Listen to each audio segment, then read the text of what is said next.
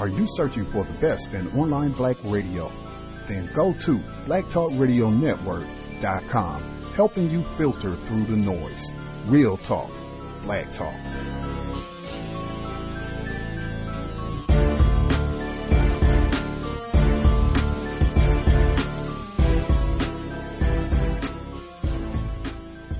Alrighty. It has been a difficult Tuesday. Persevere. There was some difficulty getting the call-in line and everything set up, but that should be taken care of now, and we should be ready to roll. Persevere. All right. Today's broadcast, calm my jangled nerves. Today's broadcast, really excited. I heard about the book a while back. One of the co-authors of the book, he was doing an interview and going into some detail about religion, important area of people activity, and he seemed to be revealing quite a bit of truth about how religion has been used to perpetuate, advance the objectives of racism, white supremacy. I thought it would be great to get him on the broadcast. I had not read the book at the time that I heard the interview, but since then, read the book. Great material. I think I was saying on the broadcast yesterday, other than Dr. Francis Cress Welsing, Neely Fuller Jr., I am not aware of very many books that use the term white supremacy as often as I see it in this text. Real pleasure to have one of the co-authors with us on the broadcast.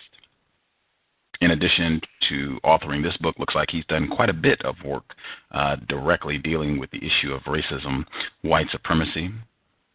Our guest is a historian of race and religion in the United States. His courses at San Diego State University include Antebellum America, the Civil War and Reconstruction, American Religious History, and History through Biography. We'll be discussing his 2012 publication, which he co-authored with Paul Harvey, The Color of Christ, the Son of God, and the Saga of Race in America. Real pleasure to have him on the broadcast, and we are grateful that he was patient while we were working out some of our technical difficulties. Professor Edward J. Bloom. Professor Bloom, are you with us? I'm here, and really glad and thankful to be with y'all. Outstanding. The pleasure is ours, sir. Before get any further, if there's anything you would like to tell listeners about yourself, the work that you do, anything you think would be important for folks to know about you before we get started? I think pretty to keep it brief, I grew up upper middle class in white suburbia on the East Coast, and this was during the 70s and the 80s. And before I went to college, I kind of lived and breathed the kind of liberal white American line, which was pretty much be racially colorblind out in public and ridiculously racist in private. So then I went to college. I went to the University of Michigan, where my fellow students were, especially men and women of color, were marching in support of affirmative action. And that's when my kind of eyes and ears opened up, because these were really smart, bright students and faculty, you know, and they taught me, they started teaching me about a racialized American history. And at the same time, I was obsessed with religion, and that was because my father had had a conversion experience and became an evangelical Christian, and he changed radically. So what happened is those two worlds collided for me, this kind of white, privileged background, but attuned to, whoa, there's something I missed, something I don't know here. There's a history I don't know that I was being taught. And then I was thinking about how powerfully religion shaped people. And so at that point, I started looking to men and women of color to be my religious teachers, because what I kind of came out of college with was the sense that my world growing up of white privilege kept hidden from me a whole world, a whole history, and a lot of spiritual reflection. And so I went to graduate school just kind of wanting to know, basically, what did the world look like religiously to Frederick Douglass or to Ida B. Wells or to W.E.B. Du Bois? And so I started writing about it just as a way to teach myself. And that's kind of where I came to this notion of the race of Jesus and why that might matter historically to Americans. It was part of my own kind of trying to spiritually unlearn all that I learned from the white privileged background that I had. Wow. Just if you could unpack when you say ridiculously racist at home in that environment, what exactly do you mean, if you could unpack that for us? Sure. So where I went, if I was in public or at school or at church, everyone was equal. There would be no use of the N-word, for instance. There'd be no, of the 2 or 3 African American students at our school, there'd be no making fun of them directly for being African American. Then in private, okay, so we're playing video games. Constant, this is what I'm talking about, 13 years, 14 years old. Constant use of the N-word.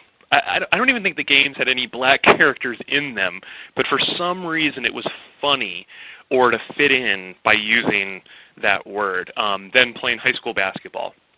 Nothing bigger or better than the chance of beating an all-black school. And I remember my coach, my high school varsity coach, coming into our locker room at one point saying, "Oh, this is the great news. It's cold in the gym." And we all got what he meant, and that was the black players on the other team wouldn't want to play in the cold, right? So that racialized assumption. And so I remember being on a mission trip. We went on a mission trip, a Christian mission trip to Jackson, Mississippi, arguably the most racially segregated city in America. And we're, doing kind of do-gooder, white, upper-middle-class stuff, like running Vacation Bible School stuff. And we do all of that. We hear the history. We meet with Reverend Perkins, this just kind of lion of the civil rights movement. And on the way home, we stay in a hotel, and the pastor's son threatens a 5-year-old African-American kid because he's black and he hates black kids. And what's his punishment? He has to stay the entire evening in the hotel room, like he can't, go to the pool. We're in high school.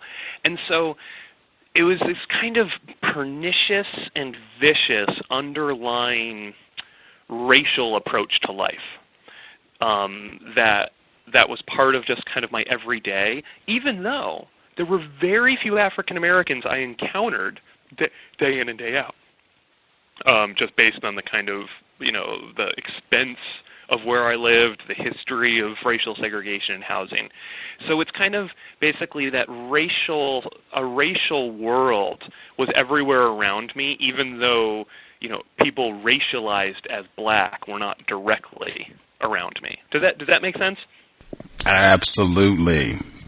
Wow. I appreciate the candor. That's what we are about here on The Cows. I always am thankful to get white people who are able to speak honestly and give specific anecdotes of how racism, white supremacy has been practiced in their lives, either by them or direct family, friends, white people that they are around. So yes, makes perfect sense, and I appreciate the detail.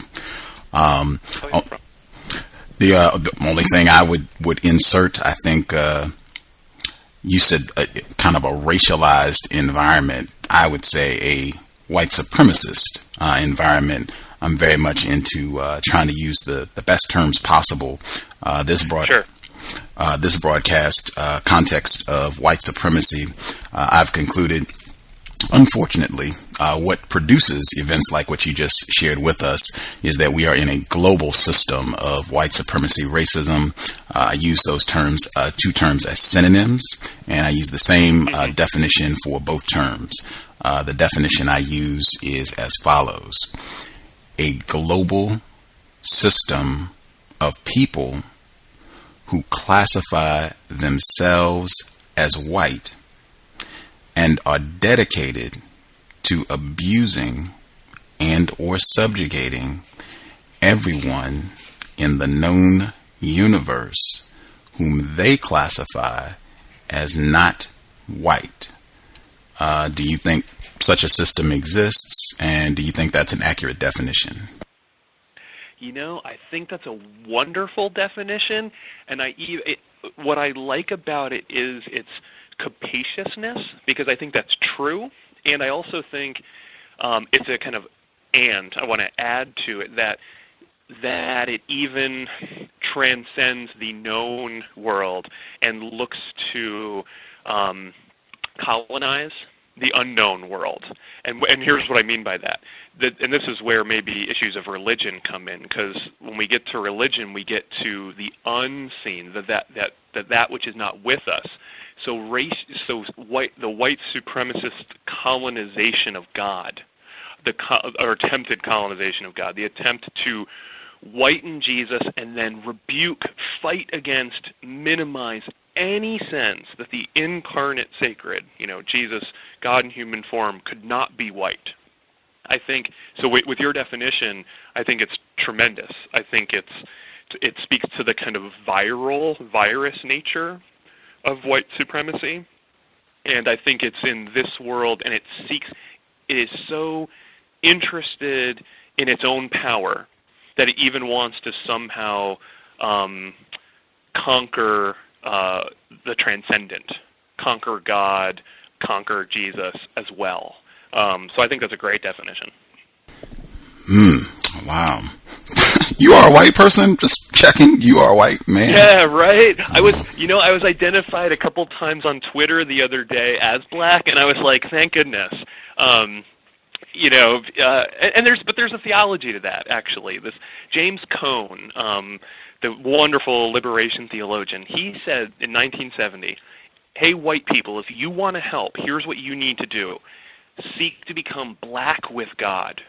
And the only way you can become black with God is by listening to non-white people. And, I'm a disciple of those words of Professor Cone and his insights. I think he's just right, at least for me. I can speak for me. He's right on. Wow. My 2-cent suggestion would be any white people who allege that they want to work against racism would just be truthful. Tell non-white people the truth. Anecdotes like you shared with us at the beginning, current anecdotes, ways that you see white people practicing racism, even yourself practicing racism, white supremacy. That is one of the best things white people can do to help out. I want to get to the book, The Color of Christ, the Son of God, and the Saga of Race in America, just came out this year, 2012. What is the purpose in you co-authoring this book with Mr. Paul Harvey? So the point of the book is Paul and I are both historians of race and religion in America, and we wanted to tell a big story about how white supremacy clothed itself with kind of spiritual armor, and how in doing so it gave a permanence to notions of race that transcend lived reality and lived experiences. And one of our questions was, why is it today in 2012 do people still think race is a fact, like a biological fact or a cultural fact? How come they don't realize what so many academics and anthropologists would show us, that race is a historical, social, cultural construction? That there's no genetic difference, that there's no way in our blood anyone can tell what's the difference between us humans. And one of our answers is religion, because religion makes claims to transcend history, culture, this world. And so to tell that story, we chose American religion's key figure, Jesus. And what we set out to do is show how did Americans, the vast majority of Americans, come to see Jesus as white, what that did to them, and then how did people, African Americans, Native Americans, immigrant Americans, and white Americans push back against that image? Who were the people who pushed back against it? And so the goal of the book really was to use Jesus to tell this bigger story of how race has been spiritualized in America and how religion has been co-opted by white supremacy, how it's been often racialized in America. And then Jesus is the main kind of figure in that narrative. You and Mr. Harvey, you all start the book off. This is a great anecdote. I want to read a little bit and kind of get you to share with listeners why you all chose to begin the book this way. This is from the prologue, actually, page 2 of the book, where you all are talking about the 1963 bombing of the church in Birmingham, Alabama, killed 4 black girls, young children, and this is only a few weeks. This is early September of 1963. This is just a few weeks after the March on Washington, where Dr. King gave his I Have a Dream speech. You all write, the holy face had become a hole in the wall. 4 little girls were dead, and throughout the United States and the world, people had to make sense of what seemed so senseless. What did it all mean, and where was Jesus? The bomb struck on Ann Moody's 23rd birthday. She was in Mississippi eating breakfast with her family when the radio broadcast carried the news. Ann rushed out of her home in fury. Now talk to me, God, she demanded. Come on down and talk to me. She was tired of the Lord Almighty, and her spiritual disgust was stoked by a sense of similarity with the deceased. You know, I used to go to Sunday school when I was a little girl, and I believed in you. I bet you those girls in Sunday school were being taught the same thing as I was when I was their age. Are you going to forgive their killers? You not going to answer me, God? Well, if you don't want to talk, then listen to me. It was the end of Moody's faith in nonviolence and the end of her faith in the Lord, too. She kept praying to God she no longer believed in. The color of God would determine her level of rage. I know you must be white, she fumed. And if I ever find out you are white, then I'm through with you. And if I find out you are black, I'll try my best to kill you when I get to heaven. Prologue. This is the first 2-3 pages of the book. Why did you all start with this incident and this quote from Ann Moody? Yeah, so 1963, when those 4 little girls were killed by white supremacists, during the bombing, an image, a stained glass image of Jesus, had its face blown out. And it was a white image of Jesus at this African-American church. And it became this just touchstone moment where those issues of race and religion collided. And they collided around conversations about children. The people who see the images that we create, the people who endure the hate that we create. And so this moment where a bunch of Americans, everyone from Martin Luther King to James Baldwin to Reinhold Niebuhr, they're all chiming in about what's the moral meaning of white people who blow up a church, who kill children, and in the course of it destroy an image, an icon of their own supremacy. And so we wanted to basically use that moment to then unpack and move forward for, this is just the most spectacular moment where Americans have had to make sense of their racial injustices, their plans for how to attack white supremacy through this kind of surrogate image, this surrogate body of Jesus.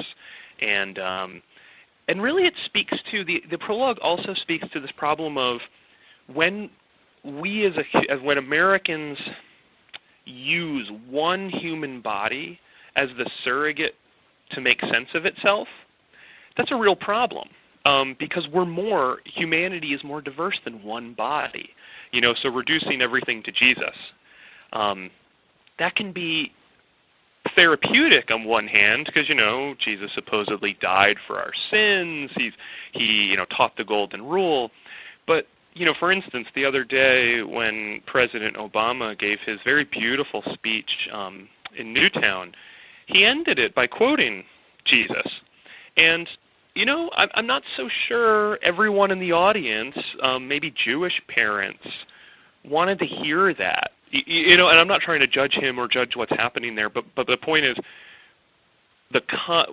we're trying to resolve the conflict through understanding or thinking about one body. In this case, the whole, the sacred body of Jesus, can sometimes cause more problems than it solves. Then we get to Anne Moody.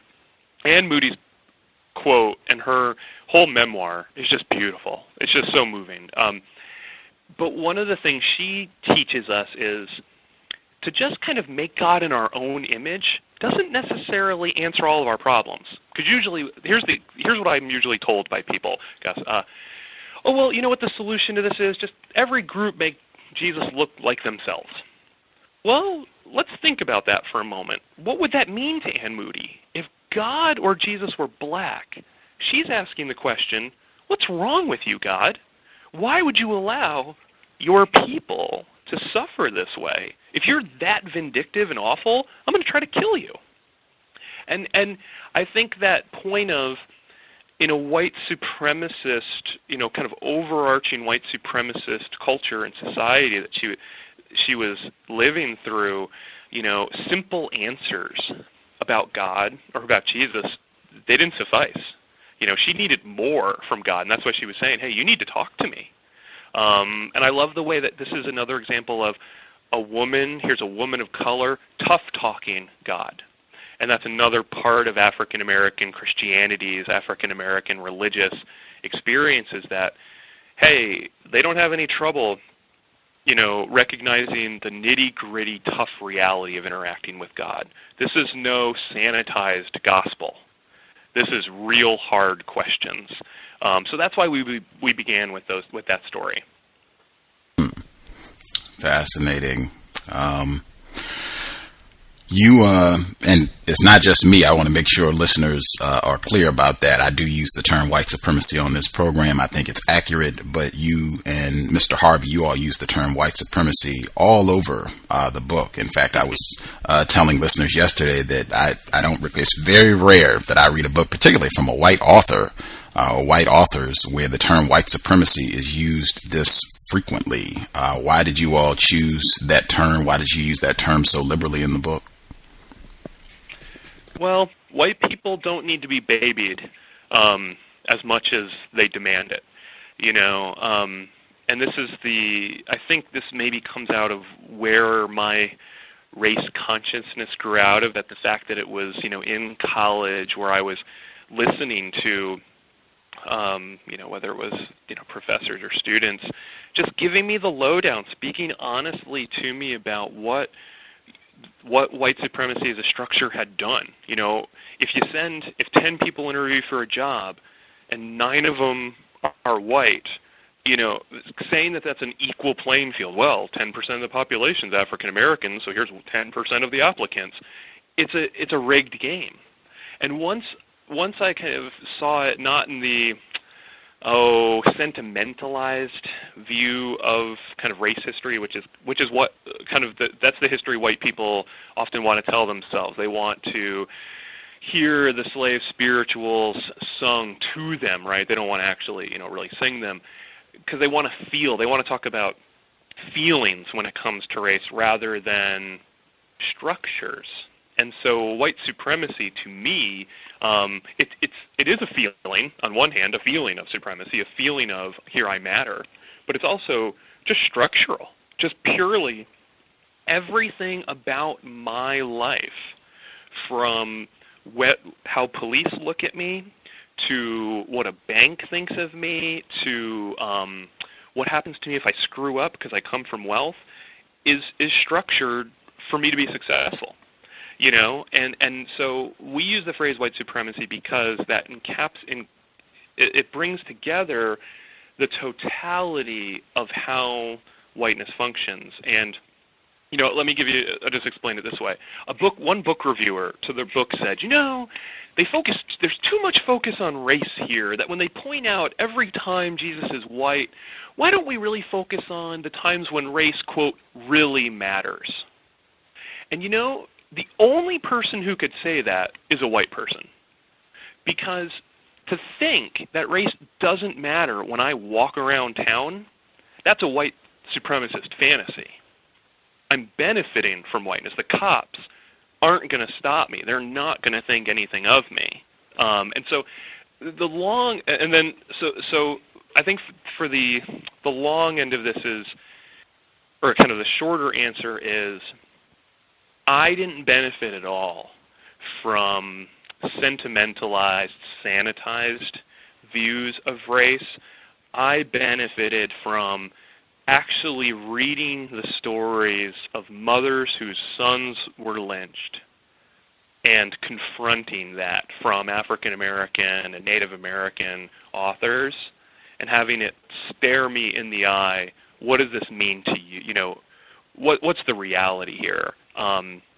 Because it's kind of like I'm thinking of Jesus here. He would say, if someone comes to you and they're sick, and you say, "Oh, go and be well," and you don't give them food, or they're hungry, and you don't give them food, what kind of person are you?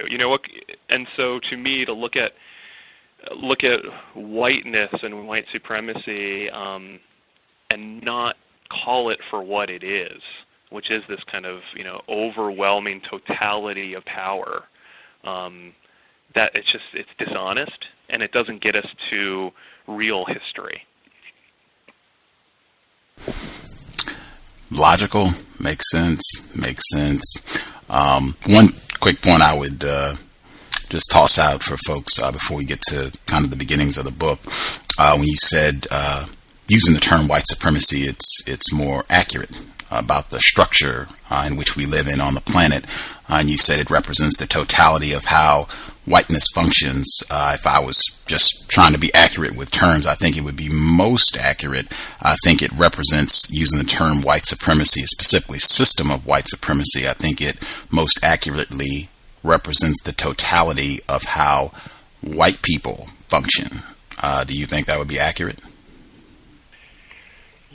Yes, and the structures can function even without the white people.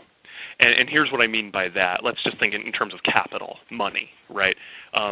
If you play a game of Monopoly, white people get together and they play Monopoly, and they buy they buy up all the property, they build houses and hotels, and then they say, you know what? I don't really feel, I'm not going to play anymore. Two of us aren't going to play, or here, let's let some other people play.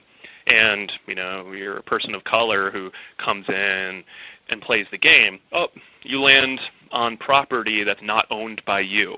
And so, it's owned by a white person or, a corporation that's bigger than an individual. And at that point, you're losing that game financially, right? You're losing that Monopoly game. So that once the game has been set by white people with power, the game can run on its own without and people who aren't white themselves, in the context of those games, have to play by it. Where are you going to buy property in Manhattan, right? And so I agree with you, and I would just add to it that because that the structure then forces other people to play into the game at some level. Does that make sense, or no? It makes sense. It does make sense. Yes, sir. Again, I guess. Let me Go ahead. use the example from the book, the white Jesus.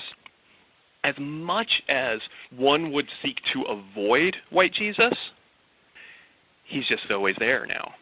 And I think African-American filmmakers make this point really well, or cartoonists like Aaron Magruder, that they just kind of joke about, look who's staring at me, white Jesus, and that because white people have been able to reproduce this image at such an epic rate, that even if you're, not a Christian, even if you're not white, you run into its almost omnipresence. So that's what I think I'm getting at. That makes sense. I had a sound clip from Aaron Magruder talking about white Jesus, but all the tech difficulties caused me to miss it. But we'll get it on the archive. We'll make sure that it's in there. This is again our guest, Professor Edward J. Bloom. You all start off the book kind of tracing the evolution of how the image of Jesus, white Jesus, has evolved, making the point of saying that. Making the point of saying that the imaging of white Jesus and being explicitly tied to white supremacy, that was not always the case. In fact, you didn't really even have the ubiquitous pictures of white Jesus when things start out talking about the United States. If we go back, we're talking 1600s, 1700s, that would not have been the case. Can you get a little more detail on that? Yeah, so a whole kind of confluence of pieces come together such that British North America, the place that will become the United States, did not have a white Jesus as a dominating figure. And there's one reason for that is the Puritans from Britain were iconoclasts. They destroyed sacred imagery because they thought it violated the second commandment of the Bible, to make no graven images. Also, the Native Americans that were there had no sense of, had not heard of Jesus before, and then when they did, had no interest in him being white. They did want to know, many of them wanted to know what country Jesus was from, because to them, your quote-unquote country, your land, where you inhabited, mattered. West Africans who came, largely as slaves or indentured servants, did not come bearing a white Jesus with them. There's a second confluence to this.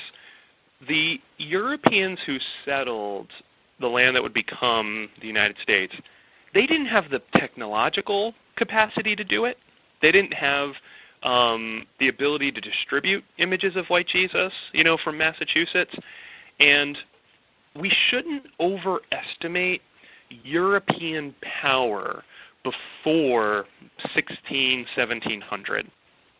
And what I mean by this is when Western Europeans go to the west coast of Africa, they don't get inland. And the reason they don't get inland, they purchase slaves from, or steal slaves, steal West Africans from local tribes, because they can't get into the interior.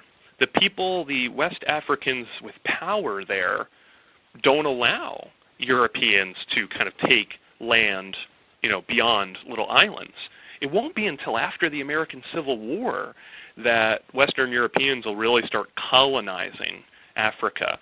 And oftentimes that's forgotten. Usually it's forgotten because the emphasis is, oh, well, look, West Africans sold some of their, brothers and sisters into slavery. This is true, that the slave system was worldwide. But there's another truth there, and that is there were a lot of really powerful West Africans, communities, cultures, nations, peoples. And so the thinking that Western Europe and Western Europeans were just in a dominant position, and then therefore they could create a dominant white Jesus, they weren't dominant. And so the very beginning of the book, The Color of Christ, kind of narrates through why is there no dominant white Jesus that comes, that inhabits America from the very beginning. And it's kind of all those reasons that we deal with, that basically by 1700, the time of the Salem witch trials, there's no Jesus present there. The Salem, Massachusetts folks, they're going crazy. They think people are demon-possessed. The local white authorities even ask for help from a Native American slave. They ask her to help them. Hey, who's a devil here? And the one person who's not present, the one person who's not dominating is Jesus. And so that's kind of up till about 1700, that's the kind of narrative we're telling. This is from page 28, and in my view, it's the religion of white supremacy. I think that also is most accurate. I think frequently individuals, non-white people, we complain about Christianity and say, well, oh, it's tainted, and look at the way it's been used. And I would say, again, I think it's most accurate. I think that white people who practice racism, white supremacy, that is their religion. They just snatch accoutrement of other religious practices. Oh, this is Christianity, and it's not. It's just the religion of white supremacy. And if you look, they are not practicing Christianity. They're practicing racism. This is on page 28. You write, the devil was everywhere in Salem, and he could take any number of physical forms. One witnessed him as a little black bearded man. Another saw him as a black thing of a considerable bigness. And yet another beheld a black dog to be Satan. The devil came as a Jew and as a Native American as well. But we need not be fooled. The devil did not always come in blackness or redness. Sarah Bieber saw a little man like a minister with a black coat on, and he pinched me by the arm and bid me to go along with him. The devil could corrupt, seduce, and use the bodies and souls of British colonists, their children, and many others. Now, this is the time period that we were discussing where you did not have the ubiquitous images of white Jesus, but in my view, just that passage right there, I think, reveals the religion of white supremacy. You might not have an image of a white man who's supposed to be God, but you definitely have got a consistent framework of black is going to be associated with the most vile, the most evil, something to be avoided, vanquished, conquered. The devil in this case, I think that right there reveals the fingerprints of the religion of white supremacy in action. Does that make sense? It does. And I think what we're getting at here is, color symbology.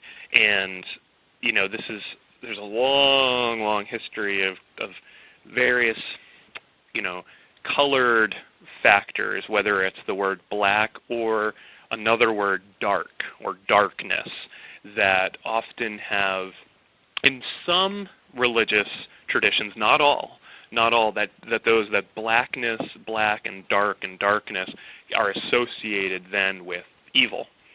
A counter, or the opposite of that, right, is the notion of white and lightness. And what's I think you're getting at, and what's very true, is that when you have a religious tradition that emphasizes blackness, darkness as evil, you're setting yourself up for when people that then you call black or dark, they get associated, that there's this connection between the color symbology and the coloring of the people. And so, and it's not necessary, it's not guaranteed that people will do that, but it definitely sets it up for that. Similarly to light is not white, right? We all know that, but that how the two get conflated, brought together about what's good, right? So you wear a white robe if you're good, and light, come into the light, that's a good thing. When those things get merged and then mapped onto specific bodies, right, as tan as those bodies might get, those white people, that assumption is, that's good and that's godly.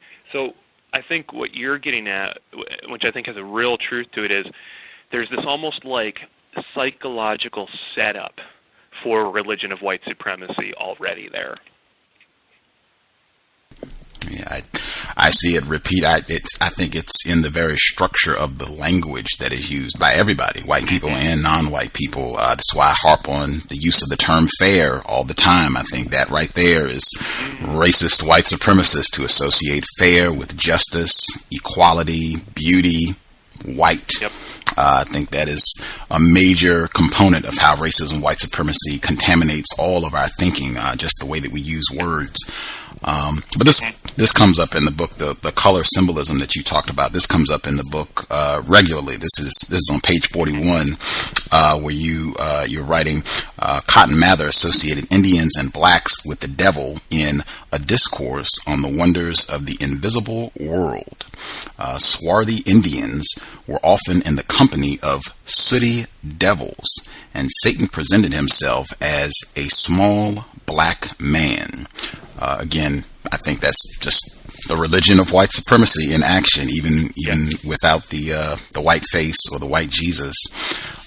This is on page 63, where you go into some detail about the blood of Jesus being on the cross and how people were so enraptured with that, I guess still to some degree. You write, bloody breast milk was but one way Christ's redness nourished the natives. The blood was a power, and his torn side was far more vital than his face, hair, nose, or eyes. One woman declared that her heart loved the side hole very much and wished to sink yet deeper into it. Another woman brightened on hearing they would travel to the Moravian mission town. We shall certainly have the blood of our Savior there. The thought allowed her to pass through illness and feel restored. She might have sung this verse in Delaware. Dearest side hole, I do covet thy warm blood above all things. O thou art the most beloved of all other wound hole springs. Side hole's blood bedew me. Cover and go through me. Take thy course through all my veins, heart and reins, so that naught unbathed remains. Indian converts of the Moravians composed prayers and hymns in which they yearned to drink the juice of his bloody wounds and become strong. This goes on quite a bit just with the nature of this infatuation with the blood of Jesus. And again, my thinking about this, we're really talking about the religion of white supremacy.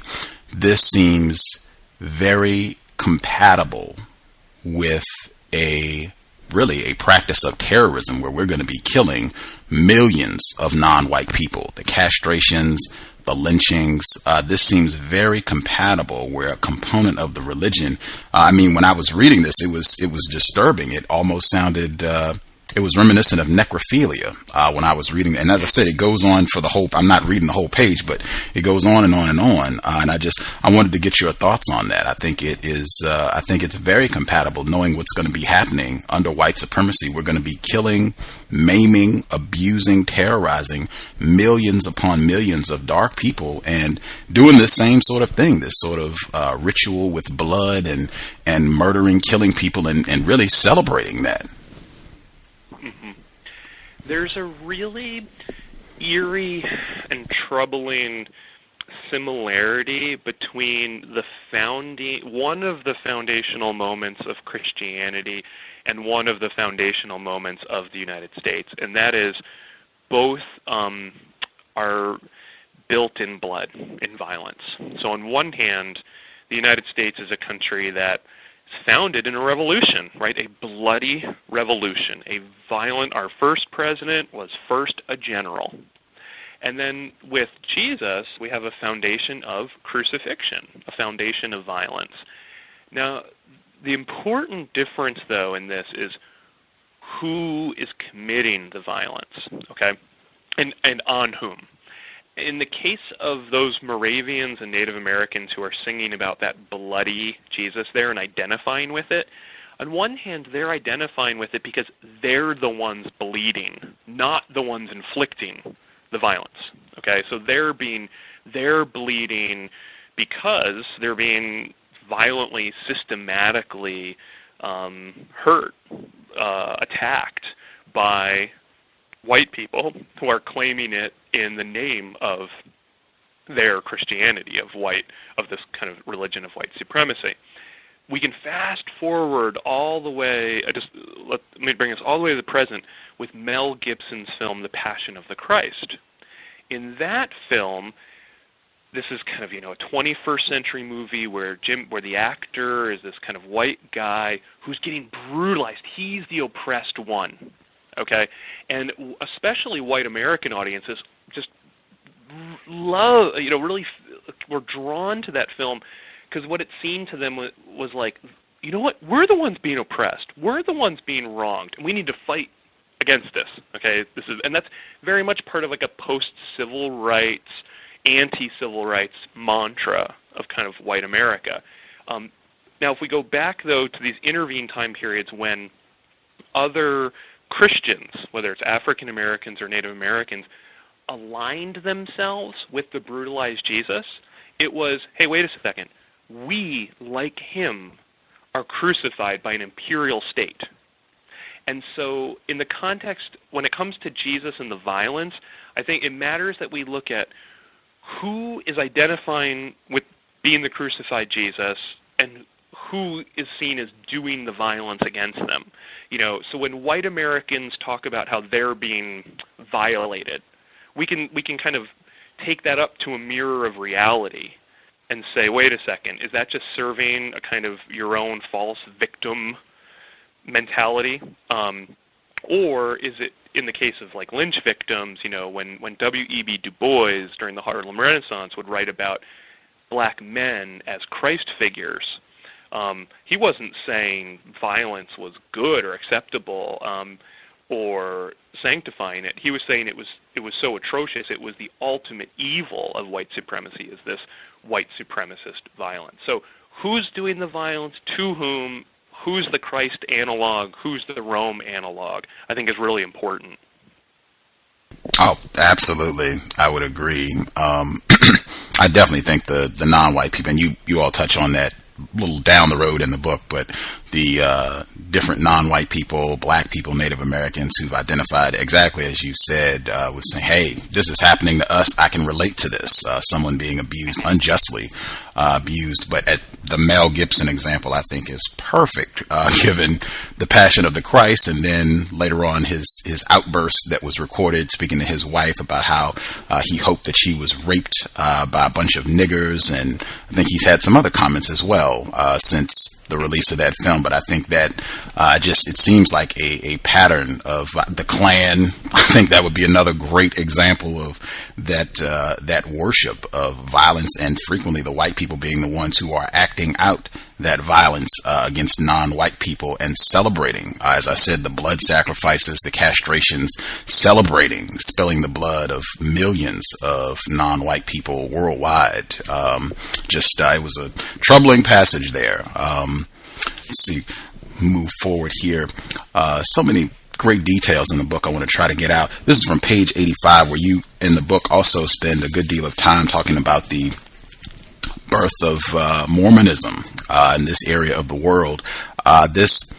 It was, I don't want to say funny, but it was certainly entertaining to read this. I knew quite a bit of the information about the white supremacist beginnings, history of the Mormon Church in this area of the world, which shouldn't be surprising to anyone.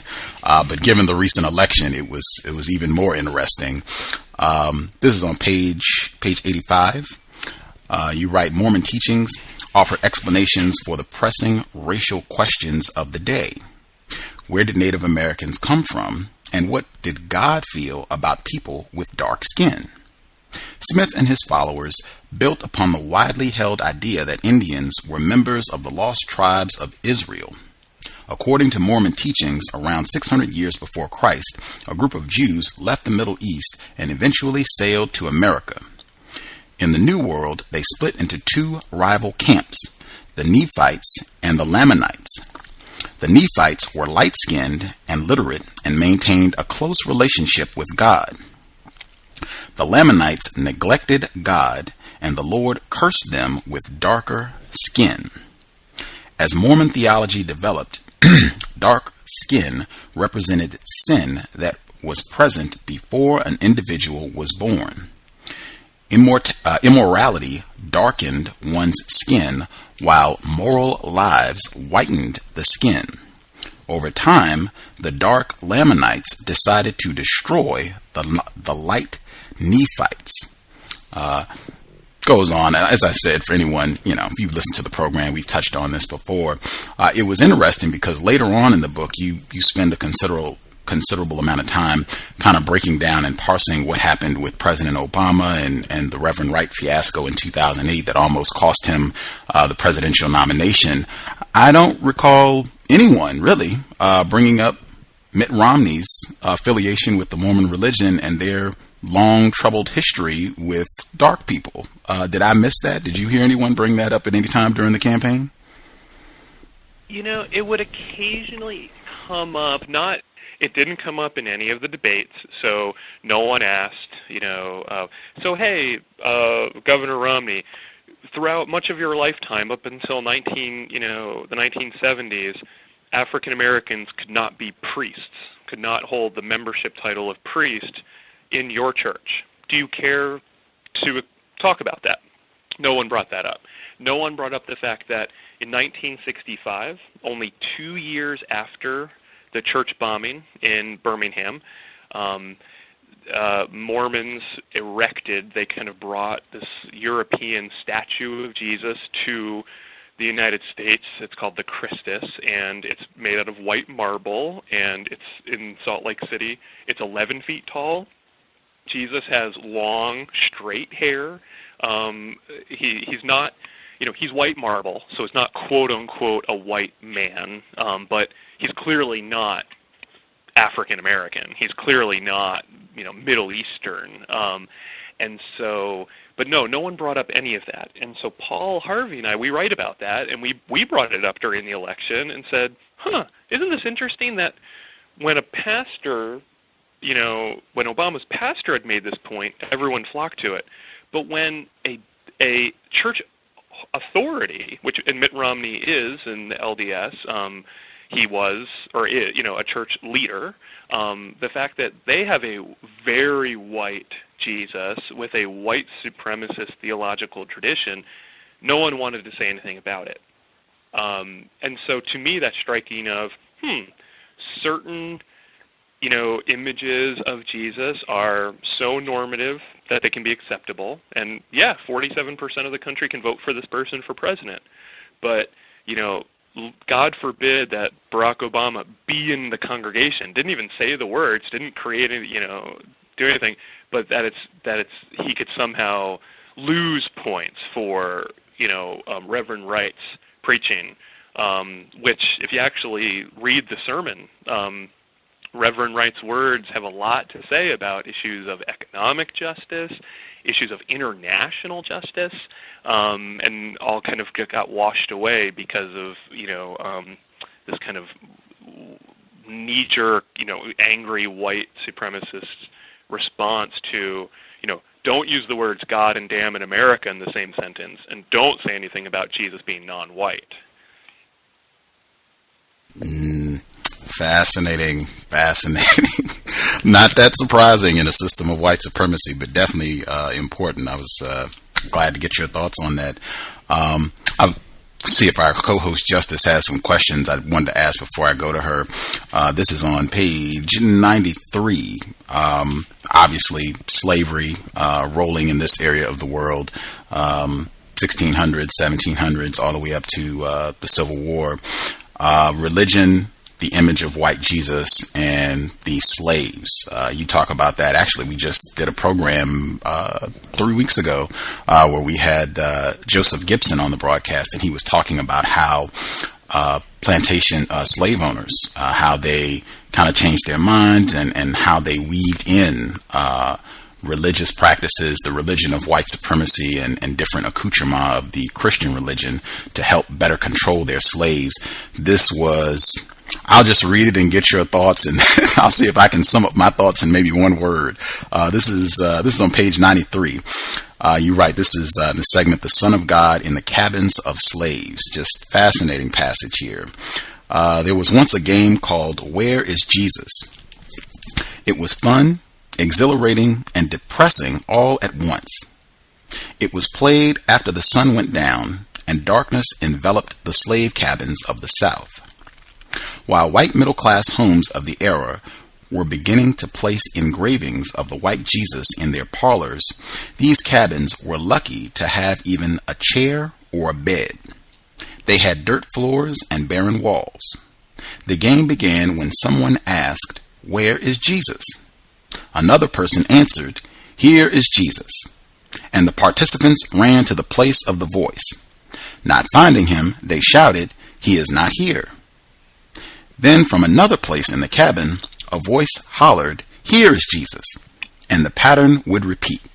The game could last all night, as men and women, children and adults, looked for the light of the world. As a community, they searched for a savior amid the dirt and darkness. They heard he had arrived, only to be disappointed.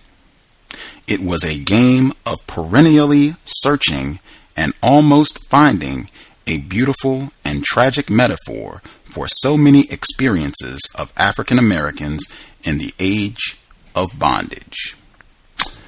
Your thoughts, Professor Bloom? Well,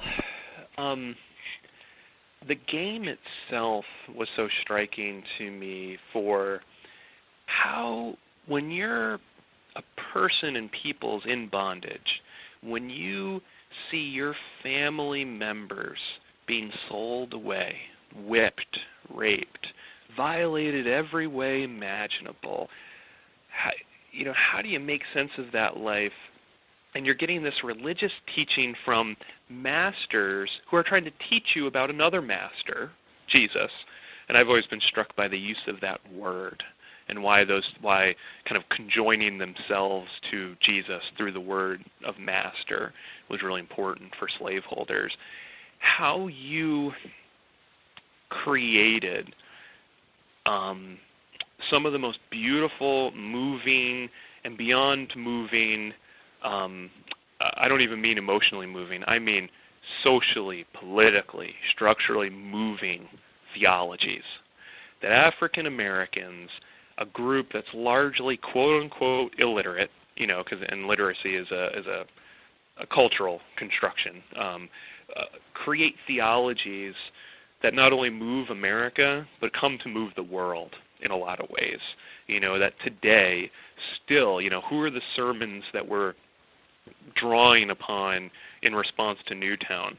It's Martin Luther King Jr., it's the grandchildren of slaves, that they find a way to locate, to create redemption, social, political, spiritual, in that crazy world of bondage. And they do it through that perennial searching and almost finding. And to me, that's just important historically, because it creates for them a politics of hope. And hope is not optimism. Optimism just, the belief it'll work out. Hope is, the sense that God will overcome and we get to join in it, but it's going to be a fight. It's going to be a struggle. And anyone who thinks otherwise doesn't understand the real world. And for me, reading their reflections, putting myself in, Frederick Douglass's world, trying to read his narrative, and understand and hear him. And when he talked about, because he made the point you were talking about, that the Christianity of Christ is not the Christianity of the slaveholders. That distinction was important to him. To me, that was meaningful, because what African American slaves did was they were the first people to decouple the Christianity and white supremacy. That they were the ones who saw what you articulated earlier. Wait a second, this isn't Christianity these people are teaching us. This is the religion of white supremacy. They were able to do that from their position. Wow, something amazing was happening. So that's why that story, I think, is really moving and meaningful to me. And part of that was out of having my own children and thinking about the types of games they would play and how different it is to be. That's why I wanted to describe what the home would be like. To get us on the floor, get us on the ground of what does it mean to run over to a side and here is Jesus, right? And then he's not there. So those are kind of the many meanings of it that I was taking from that story. Wow, I will. I'll check and see if our co-host Justice, if she has some questions. It was right depressing to read. I said I can see if I could put it in one word. Depressing. I had to put it in one word. What I thought when I read it, but I was glad it was included. It was just fascinating. I'm still just contemplating what that means. I'll give out the number really quick for listeners. If you all have some questions you would like to ask Professor Bloom, the number to dial is 760-569-7676, and the code is 564-943#. Press *6 if you have questions. Let's see, Justice, if you have some questions for Professor Bloom, your line should be open. Can I be heard? Yes, ma'am. I can hear you. Greetings, Professor Bloom. I was just curious of what the name of your religion is. That's oh man, I don't really have a name for it. So I pray to God. I read lots of different sacred texts, but the one I read most often would be the Christian Bible. My spiritual mentors, I would say, are W.E.B. Du Bois and Pauli Murray. And so probably most people would classify me in, as Christian, given the kind of, even have to classify.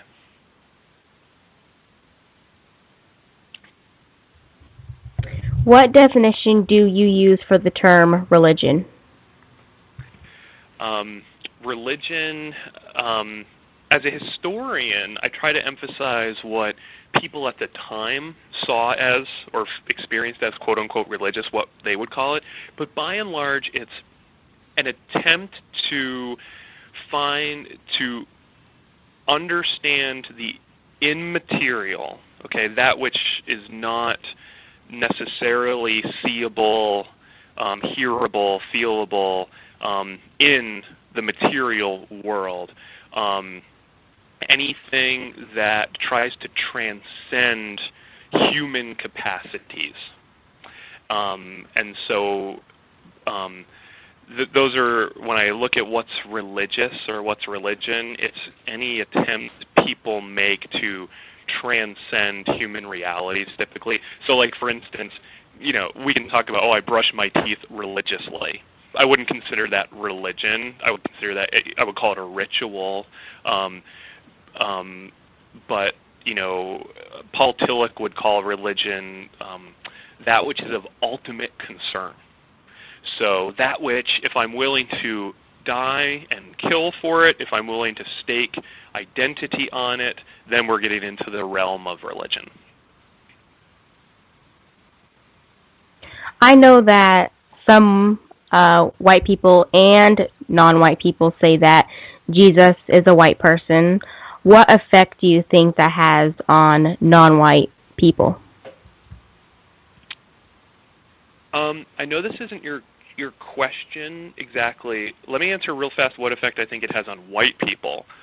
I think it's soul destructive. I think it teaches, whether under the images or whether one says it, I think it teaches a sense of what bodies are valuable and what are not. And so for me, I came to value white male bodies and non-white bodies, female bodies. Those things could be hurt, violated, disease-ridden, etc. And it didn't. I felt no compulsion to act, to help, etc. Now, what does it do for people, non-white people? I think as I've spoken to non-white people about this issue and as I've read their stories, on one hand, it causes a problem. It's this, wait a second, if Jesus or God look like the people who oppress or against me, that can cause a rift between me and my community and the sacred. It can also be, though, the potential for overcoming divides. When slaves saw Jesus as white, part of that seemed to be about, hey, wait a second, we can have good relationships with white people. We can have loving relationships with white people. It doesn't have to be all about violence and hate. And so there was this one slave spiritual that said, he owns me, speaking of Jesus, and I own him. So we can think about this. What does it mean for a black person to own a white person in that sense, right? This reciprocal ownership. They're redefining ownership. So I think it's really complicated, for non-white people, but it can be a stumbling block. It can have a lot of different meanings.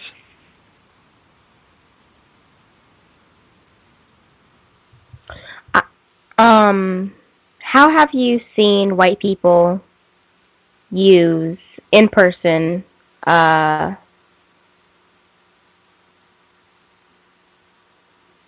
Okay, so my question is, how have you seen white people in person use white Jesus as a weapon to work towards maintaining white supremacy? Yeah, that's a really, really good question. These are all excellent questions. Here's what I've seen with the white Jesus. Okay, so what white people do with Jesus today, typically, lots of them, is this. They say with their words, with their mouths, we know Jesus wasn't white. So Billy Graham, in 1999, in his autobiography, writes, Jesus was not a white man. This is in his autobiography in 1999. Now, at no point does Billy Graham ever mention, hey, I used lots of images of white Jesus in my revival campaigns. At no point does he say, hey, by the way, you should take down those stained glass windows or images you have of a white Jesus. And so today, I think what white Americans do is they have their cake and they eat it too, meaning they have whitened images of Jesus, so they're able to teach without words. They're able to teach with art an association between whiteness and godliness. And then they can speak with their mouths, oh, no, I know Jesus wasn't white. And so they can sound cosmopolitan or sound they can sound like the civil rights movement has transformed them. Does that make sense? How you kind of how they get to basically get to have their connection between whiteness and godliness through the imagery, but then they don't have to sound like white supremacists with their words. All the while having their churches massively racially segregated and saying, oh, we don't know what to do. So that's my experience with it. I've never encountered anyone to say, well, hey, look, Jesus was white, so therefore we shouldn't, you shouldn't date a black girl or something like that.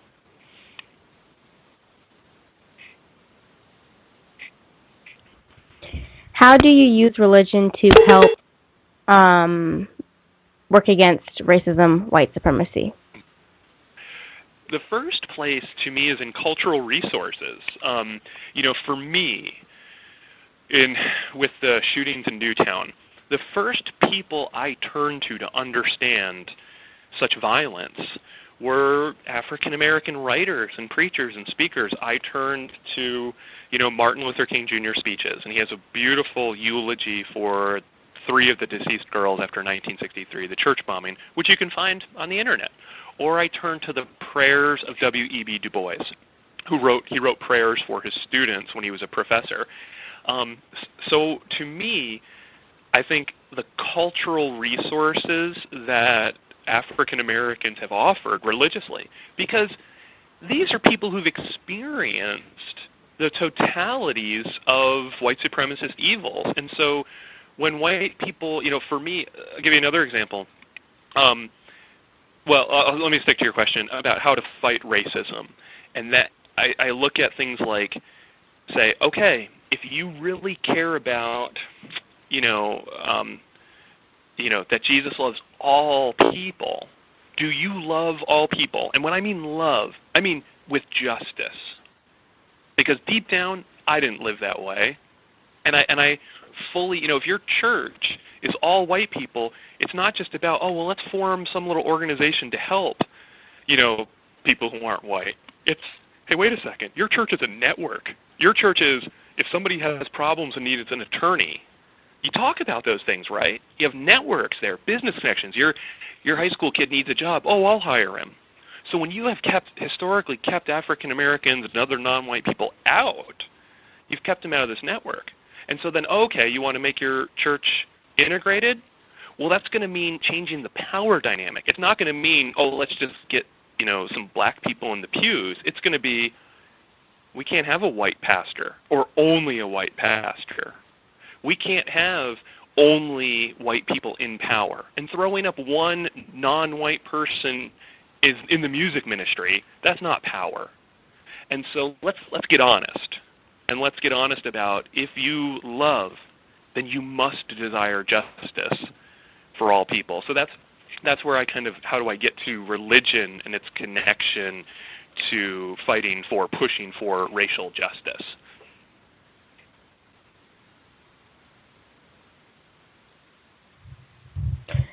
Do you think your book is constructive in working against the system of white supremacy? Yeah, I do. Partly because Paul and I try to give a history to something people tend to think doesn't have a history. If white Jesus has a history, has a beginning, he can have an end. And so if we can show that, hey, wait a second, it's not, that this image that you guys are looking at, that you think is just benign, actually was created by people who wanted to enslave people, who wanted to push Native Americans off their land, maybe you'll think differently of that image. And if you think differently of that image, maybe you'll think differently of people who are not white. The people who I think really need to read Color of Christ, are white pastors, white Christians, white people who are invested in religion, because it offers them a whole bunch of tools to think, okay, how can I move away? How can I unlearn the spiritual white supremacy that I learned? And partly that's because that's my story. That's what I've been doing throughout my career. I heard you use the terms international justice and racial justice. Just for starters, what do you mean by international justice?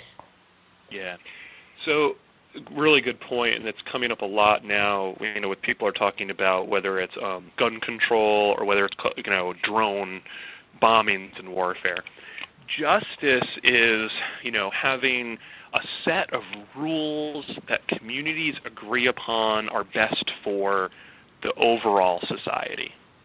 So international justice would be rules internationally that we agree upon collectively that benefit the group, benefit the whole. And so that means when there are problems, so if we have a problem of what do we do with a contested area of land, that we don't just bomb people, that we don't just allow others to bomb one another, not that we can control everything, but it means we act justly. So this comes up with things like preemptive war. Is that acting justly or not? It's a serious question. Now, its relationship to racial justice is this. Typically, for a long time historically, international justice was predicated upon race. So countries that were white were given, had greater amounts of international power and could dictate the terms. So when we look at, problems, whether it's in some places in Africa or some places in Asia, and we say, oh, why can't these people, get along? Why are there struggles there? Well, maybe it's because a bunch of Western Europeans and Americans drew lines on a map and said, you're one country, work it out. And then, oh, lo and behold, they fight. And we then want to be arbiters, right? So international justice for a long time has been built upon racial injustice. And so when I talk about things like, international justice, I'm saying we've got to think about being human in relative to all of our neighbors. So last specific example, because this was formative for me in my own writing, when September 11th, when the Twin Towers were, came down, and that almost 3,000 people died, mostly white Americans. Americans cried out in sadness and anger. At the exact moment, thousands or tens of thousands of Africans were being ravaged by an AIDS epidemic. And we couldn't get anybody in the United States to care, really. And so to me, that strikes me as, wow, what an example of racial white supremacy making for no sense of justice or humanity internationally. We really, and I'm not saying we shouldn't care about those lost on September 11th. We should. That was awful. That was terrible.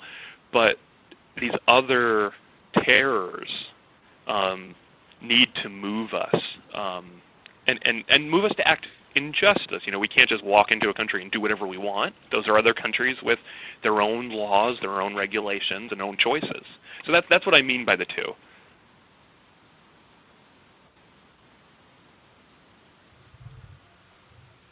How does Jesus and comedy relate?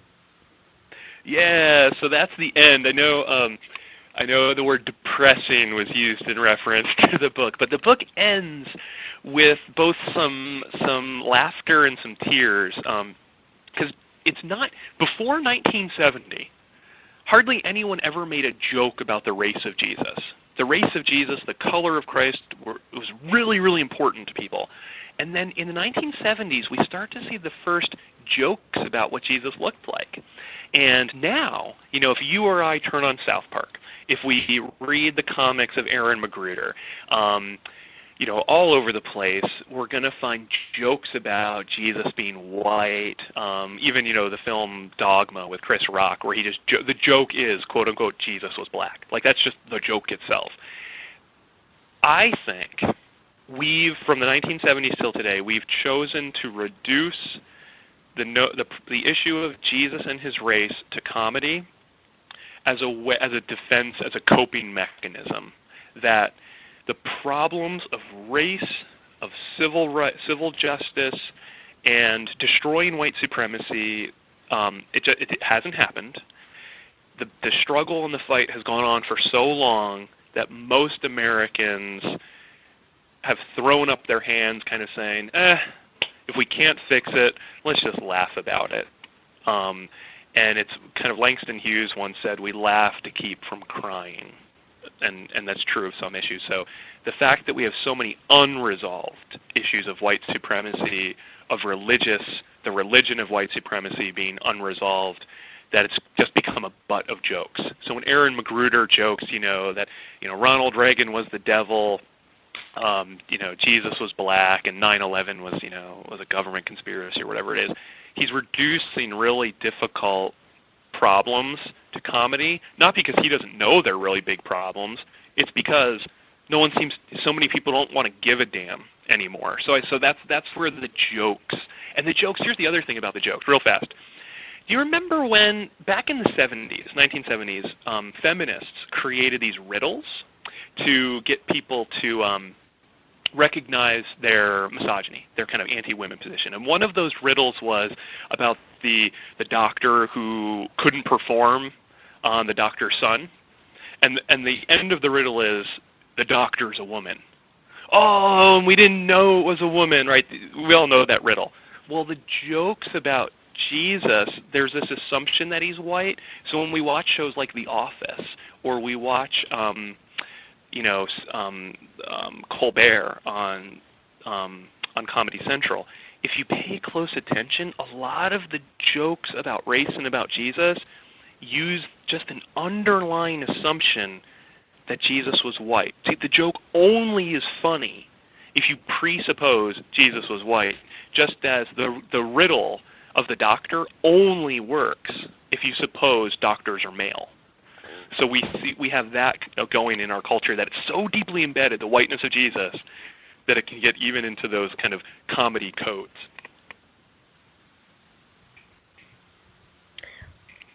What racist jokes have you come across in doing the work you do? What racist jokes?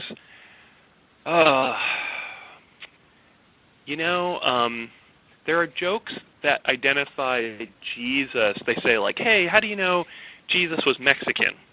Well, he was an immigrant. He was always getting in trouble with the law, and his name was Jesus. Okay, that's one of the jokes. Well, that joke, right, is built upon the notion that Mexicans are always having trouble with the law, so that there's a notion of criminality. And then there's, the other jokes that are just that deal with the kind of racist, kind of strictly racist part. This is where comedy's so hard. It's so complicated because the fact that the comedian's making light of something, it kind of on one hand destabilizes the power of it, because we know Jesus wasn't Mexican. Right? I mean, and this is kind of one of the issues. So on one hand, it's making fun of Mexicans, that joke, but it's also kind of destabilizing our assumptions. Like, why are we... Wait a second. Well, Jesus was a good guy. We like Jesus. So he was Mexican? Wait, this joke is kind of, convoluted there. Daniel Tosh, the comedian, has this great... He has this joking line where he says, I wish people... What if ethnic groups, racial groups, tasted like the foods they ate, like if you ate them? And so he's like, what? Oh, and he kind of has this line with Asian Americans, and then another line. And then he says, African Americans taste like chicken, right? And his crowd then will laugh. And then he says, oh, okay, now white people can't, oh, no, you can't eat white people. And then he goes, you all got really uncomfortable, didn't you? And so this is Daniel Tosh, a white comedian, talking to a white audience.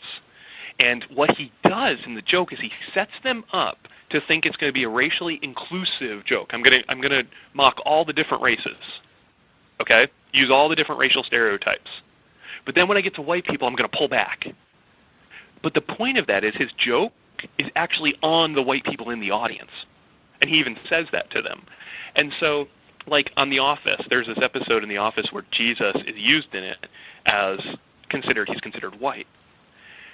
But in the joke, the manager of The Office, Michael Scott, is just being an idiot. And he's the one drawing attention to the whiteness of Jesus as an authority. So on one hand, it holds up Jesus as white. On the other hand, it's like, but Jesus' whiteness is being held up by this guy who's an idiot. So do we really value that? So this is where comedy, right, is just so complicated about its meanings. So I know that's kind of a long answer, but those are some of the places I've seen the kind of racial jokes. Can you share some jokes about Black people? Some racist jokes about Black people? Well, in a lot of the comedy, the jokes about Jesus and race revolve around generational differences. So Aaron Magruder would have this. He would say, he has this great graphic novel called Birth of a Nation, where a bunch of African Americans in St. Louis, East St. Louis, they secede. They leave the United States and they form Black Land. Yay, Black Land. And they have to create new symbols. They need a flag. They need currency. And so for the flag, they come up with a white Jesus on their flag. And a bunch of young Black men and women in East St. Louis are, in Blackland are like, what? Why do we're the most creative people in the world. Why do we have a white Jesus? And one of the characters says, the Nation Time Committee was all old people, and you know how old Black people love their white Jesus. And so there's a joke there, but a reality is a lot of churches, when they tried to get rid of, a lot of African-American churches, when they try to get rid of their white Jesus stained glass windows or imagery, oftentimes there is a generational struggle over, between parents and grandparents who are like, no, that's the Jesus we know, that's the Jesus we like, don't change it. And then younger African Americans who don't want a white man as this kind of sacred symbol. So that's one of the jokes there. Chris Rock in Dogma talks about, that he was stoned, he was lynched because he was Jesus' apostle, and his main message was that Jesus was black. And Chris Rock says in it, white people don't want to hear that because, the Son of God, what is it? It's something like he can steal your stereo, a black man can steal your stereo, but he can't be your savior, huh? So that's a kind of another joke there about, that's a joke on about Jesus being black, but it's about white hypocrisy.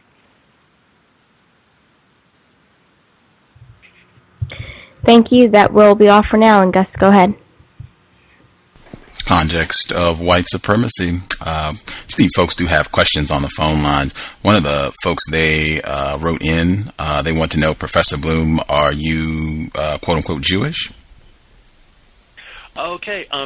My grandfather is Jewish, but I was raised basically nothing until about 13, and I started going to church. And so, no, the answer to that would be no, not really Jewish.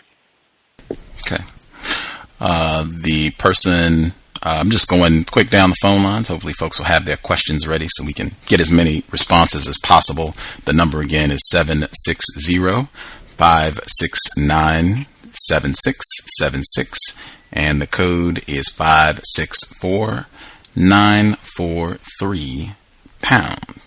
Press *6 if you have questions. Just quick one. This always comes up, at least from what I've seen. It's unavoidable. This is page 98 and 99.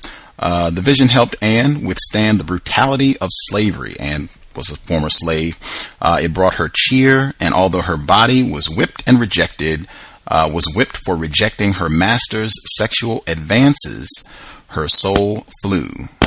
Years later, her feet would fly as well to freedom. Always comes up, 8th area of people activity. Caller in Brooklyn, did you have a question for Professor Edward J. Bloom? Greetings. Yes. Thanks for taking my call. Yeah, I guess my question would be with the the white Jesus image. Oh, hello to the guest also. Hello to Justice and the college. Yeah, so what was the white Jesus image being so universalized, down the generations, and just beating into people and establishing the system of white supremacy, with it being so universalized, like how Gus pointed out, to where it's more like the Jesus image is under white supremacy instead of vice versa. So I guess it's like I see an enormous gap between the image that white people, or everybody, the image of white people, I guess, in the minds of non-white people as well as white people, as a kind of a god on earth, and the actual reality of the terrible conditions that have been implemented. So do you think that there? I guess where do you see the kind of implementation of justice coming from, with such a big gap, in the... Yeah, that's a great point. And that, what you, sir, just articulated is the rub, is that white supremacy couldn't use the actual Gospels of the Bible for their plans. So creating an image of a white Jesus had to do the work. Because when they read the actual Bible and it said, "Do unto others as you would have done unto you," white supremacist actions then were ridiculous, right? Yes, a slave certainly wants to be raped against her will, right? That's doing unto others as you would have done unto you. Or powerful people execute this prophet. Well, I don't see any white people getting executed by, African Americans, by an African American government within the United States. So how does white supremacy clothe itself as good? How does it say that it's right and righteous? Well, you do it through image, not through the text. And so one of the ways what African Americans so often did, and then radical white people did, is they went back to the text of the Bible and said, let's hold up this image to the text and say, hey, the Sermon on the Mount doesn't sound anything like what white supremacist people do. And so the text ended up standing against the image and the power that the image signified. And that's how we have a struggle with, on one side you have Martin Luther King Jr., right, a reverend, against reverends, other quote-unquote Christian reverends. How do we have that struggle? It's because one side is worshiping an image, a signified image, a religion of white supremacy, and the other one is actually going to the storyline of this Jesus and saying, man, white supremacy is incompatible with what actually is here on the page. So I think you're exactly right, though, about that kind of chasm. Right. So my question is based on that. Right, with that as the because like white people are doing this. The system of white supremacy is people, as in Gus's definition. You and other white people that are doing things every moment of every day, maintaining the system. So with that reality juxtaposed, with that reality in contrast to the Jesus image, which I'm not religious, so I'm coming at this like just being like, all right, I just kind of, I absorbed it growing up and stuff, and I have that just as much as someone sitting in the pews. What I'm saying? Like, I understand that it's not a religious thing. It's that the whole world is a system of racism and white supremacy. You know what I'm saying? Like, it's not about the religion. It's just that the whole world has become religious, and we don't even realize it. So what I'm asking is, do you think that the non-white people or the white people, like, where do you think justice will, emerge from? Like, do you think, what do you think about that?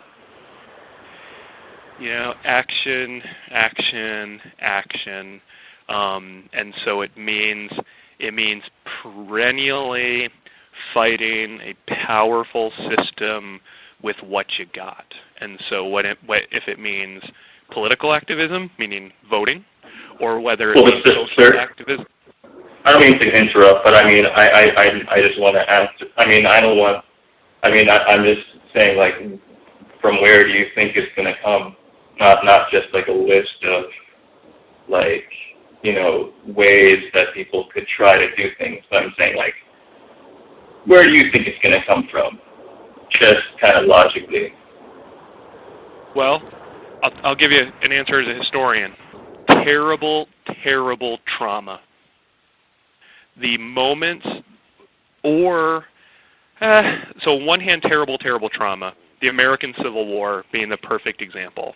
How do you go 5 years from a Congress and a Supreme Court that say African Americans are not citizens of the nation to 13th, 14th, 15th Amendment? What it took was white people killing white people over the issue at an epic rate. Now so that's one. Another would be a neo-civil rights campaign, maybe led by Tavis Smiley and Cornel West. So where is it, quote unquote, like, where would it come from? Either massive trauma that compels some form of new action, or a grassroots organizing that is akin to the civil rights era, but that probably brings, kind of an economic focus along with it more so. The civil rights movement had an economic focus. The March on Washington was for freedom and jobs. Everyone forgets the jobs part. But so that's where I would locate the possibilities. You sound more sure about the first one. Because that's how powerful I think white supremacy is. I think the civil rights movement, I want to say it's not an aberration. I think it was almost a second incarnation somehow, some way. And I'm not saying King was the incarnated one. I'm just saying that it was just, there's something so amazing about what happened then. Why would white people give up power? It strikes me that, the Civil War is so emblematic that their white supremacy took them to such insane notions of human existence that they killed themselves like crazy, and that was the only thing that opened a door for a capacity to change. I do want to say with that, I do not want to minimize the role of African Americans in making the Civil War into an abolitionist war, a civil rights war, because that's definitely a huge part of that story as well. Thank you, sir. Yeah, thank you. The person who, this is B. Moore. Before I get to B. Moore, I just wanted to toss in, because it had been mentioned a couple times about the shooting in Newtown, Connecticut, and President Obama coming out and speaking about that, and apparently referencing Jesus in the speech. I have still been chuckling the fact that while he was doing that, and they interrupted apparently the Sunday night football game for him to give his commentary, Twitter exploded, calling him a nigger and demanding that nigger be taken off the screen. Once again, showing the priorities and dedication to the system of white supremacy. We don't want to hear any quotes about Jesus and the death of these children. Put the football game on and take that nigger off television. And they were saying the irony of ironies. We want to see the patriots. Some people who are proud to be Americans. We want to see the patriots. Now take the nigger president off TV. B. Moore, did you have a question for Professor Bloom?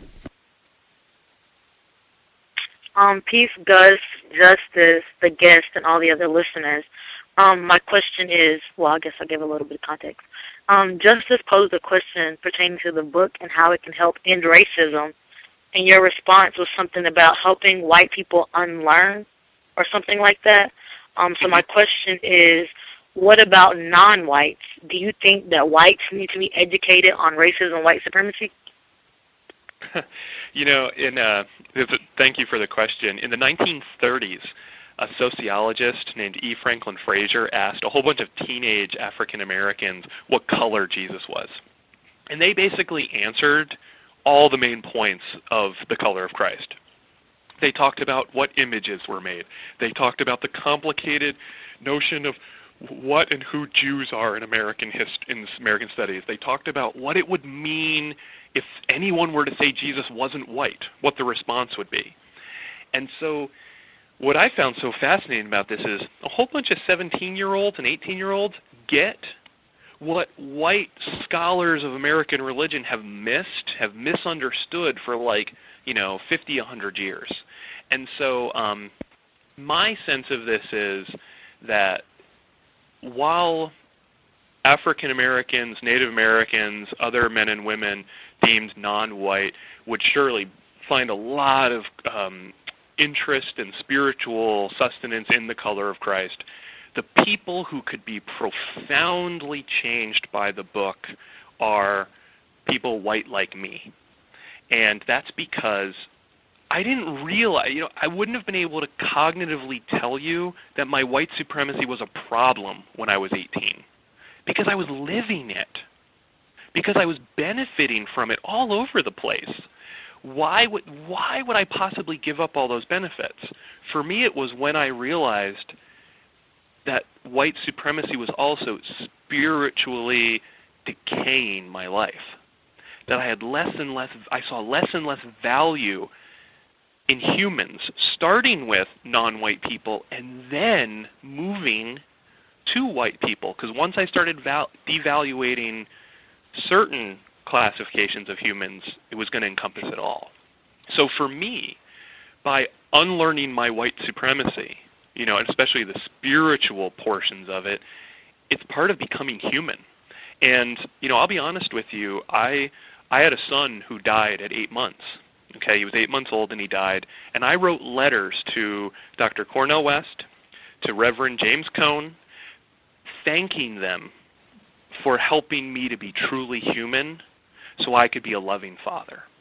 Because I don't think I would have learned to value human life without their spiritual insights about the totality of human life. So that's where I'm getting at, why I think white people are the ones who can be really, really transformed by the book, because the process of it has really transformed me. So you're not necessarily saying that white people are ignorant to racism, or are you? White people benefit from racism and white supremacy. They try to avoid cognition of those benefits, and the system allows for them to try to avoid it. And so I think ignorance isn't the right word for it. Basically, white supremacy has set itself up so that white people can benefit from all of it without having to acknowledge it. That's, I think, so let me give a film example. I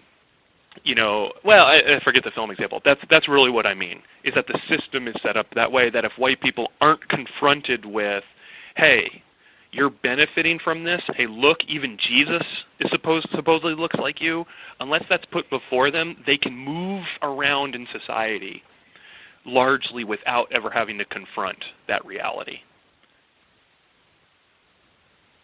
Can you share the film example anyways? Well, let me share the personal example instead, because I think this goes back to Gus's earlier point. I grew up not having to learn the names of non-white people. And so what came out of that was, and the reason for that is the black people I encountered were largely in service positions, and you don't learn your janitor's name at your school, but you better know your principal's name, right? And so what that means today is, as an adult white man, I have a difficult neurological time, my brain, remembering especially black women's names who I meet. They don't look anything alike. There's, be two of them. It would be Brandy and Erica, geniuses, brilliant scholars, right? They look nothing alike, but they're quote-unquote not white. And God forbid, I can get it straight in my head which one is which. That's the power of the structure of white supremacy, to me. And because it's not because, they have names that are hard for me to understand. It's Brandy and Erica. These are not difficult names. And so I lived in a way where, hey, wait a second, I didn't need to learn these people's names.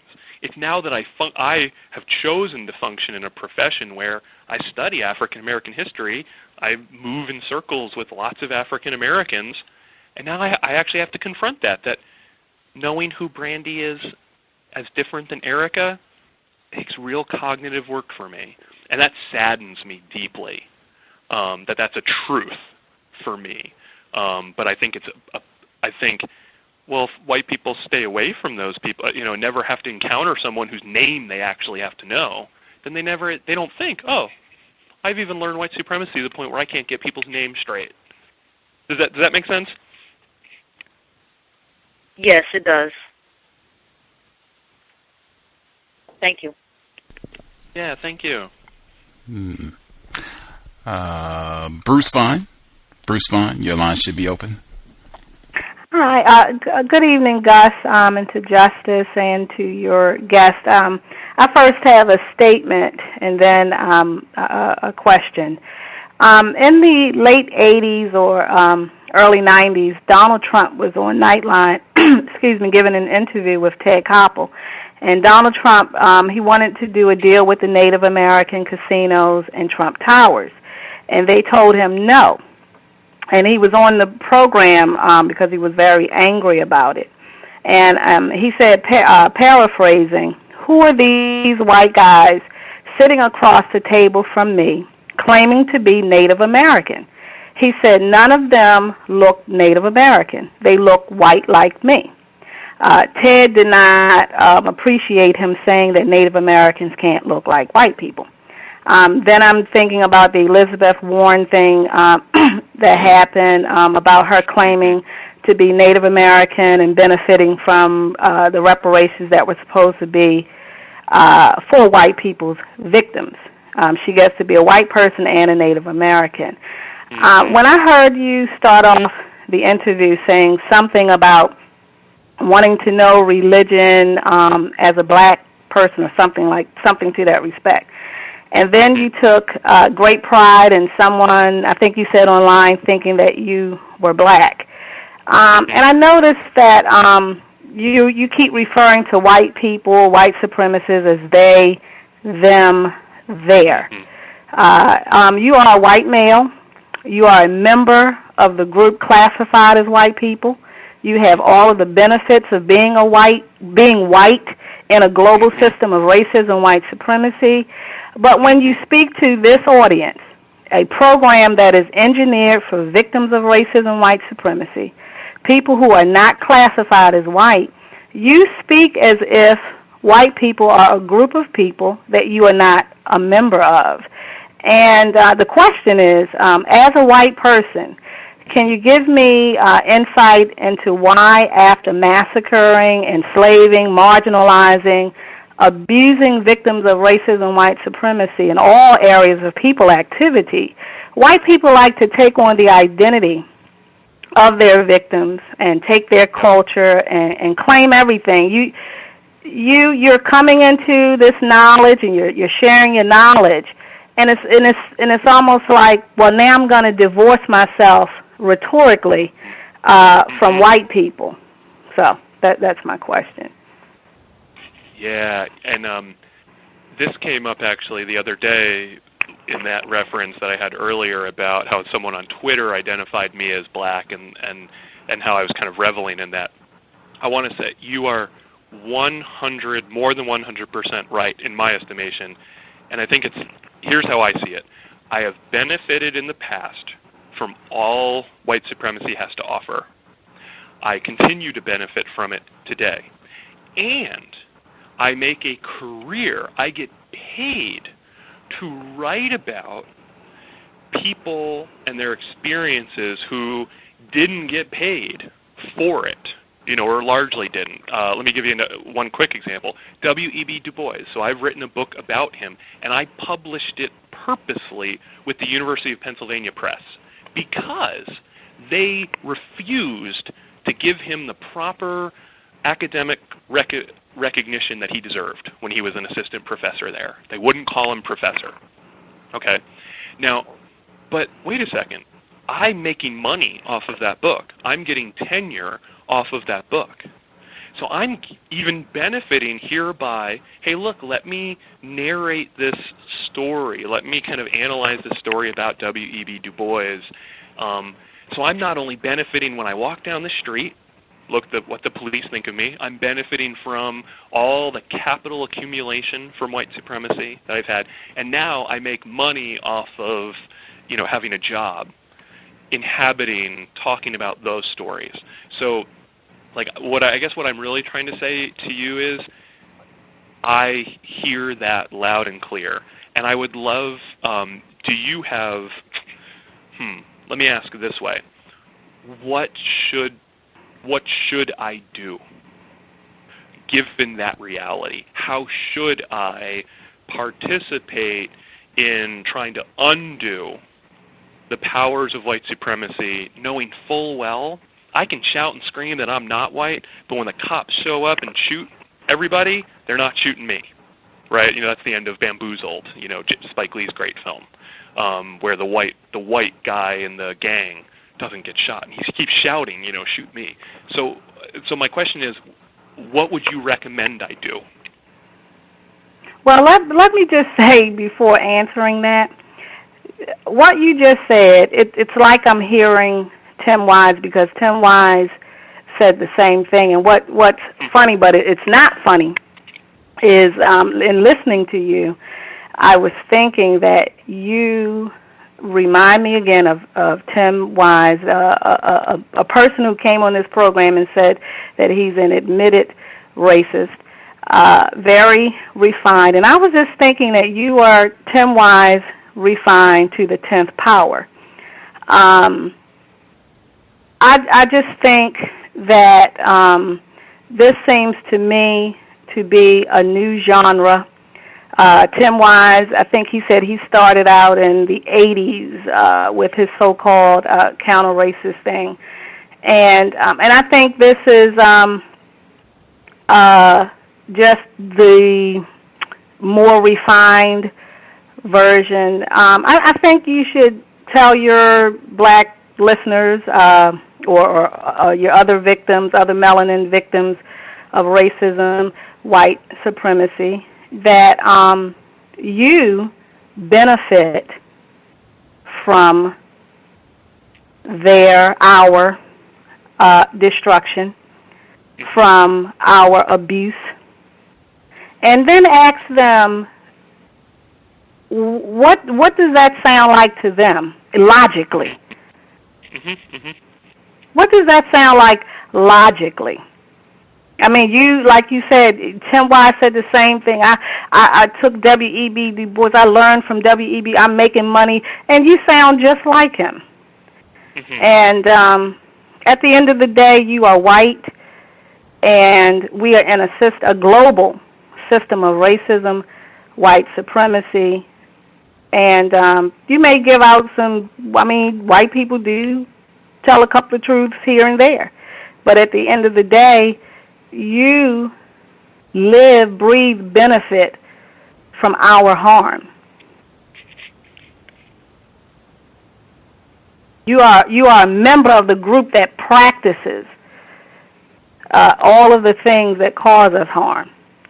That's how you get to benefit. It has to be a practice and a maintenance system going on. Yeah, I thank you. Thanks for answering, my question.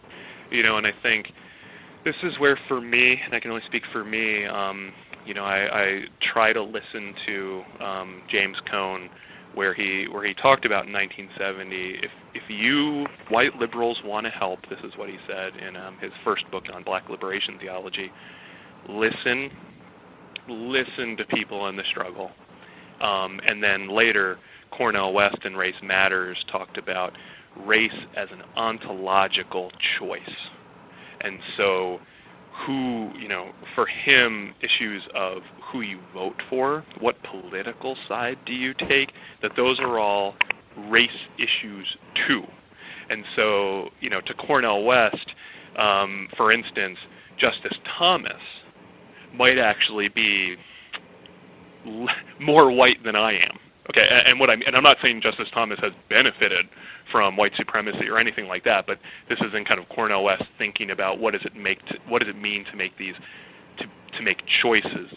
But what you're articulating, what I'm hearing, and I hear it loud and clear, is a lot of choices. It wouldn't matter, in that there is no choice. I have benefited. You are exactly right. But one other quick story that when my did you say that Cornel West? Did you say that Dr. Cornel West said that Justice Thomas is more white, or are you saying he's more white? Which one? In Race Matters, Cornel West pretty much identifies Justice Thomas as not black.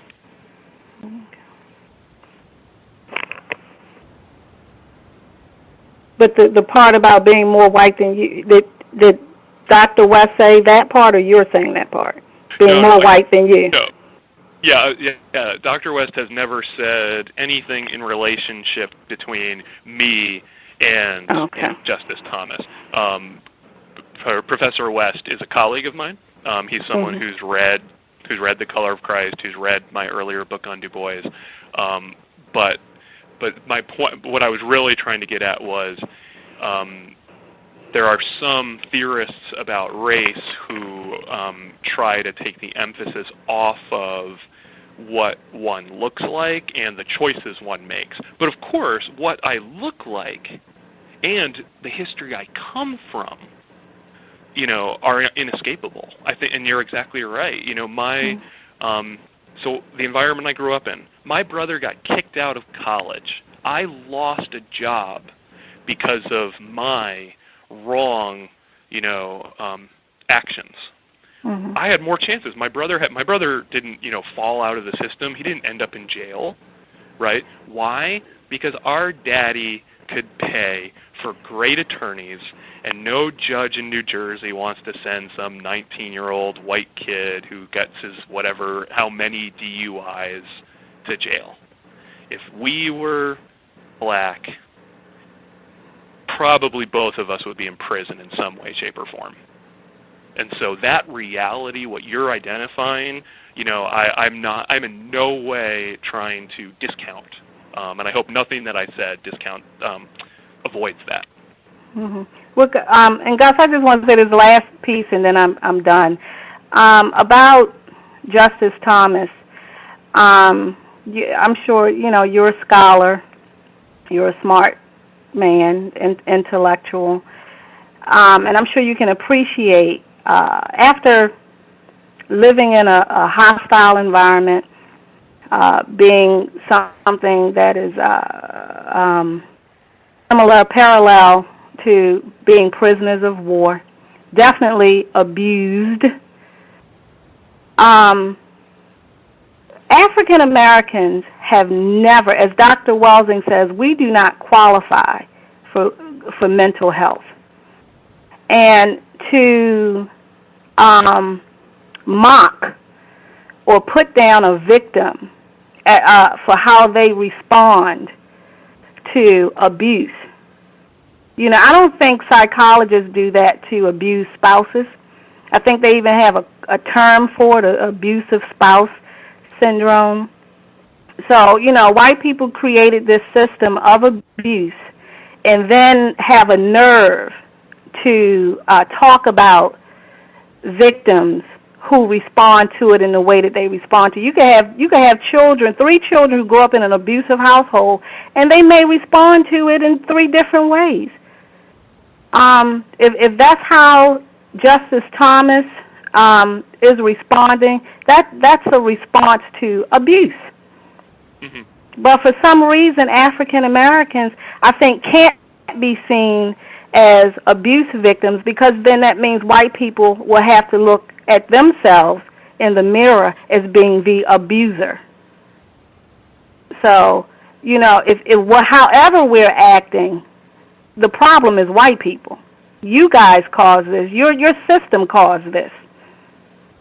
So, and I'm done, Gus. Great point. Yeah, thanks for your points. Let's see, 5876. Did you have a question for Professor Bloom?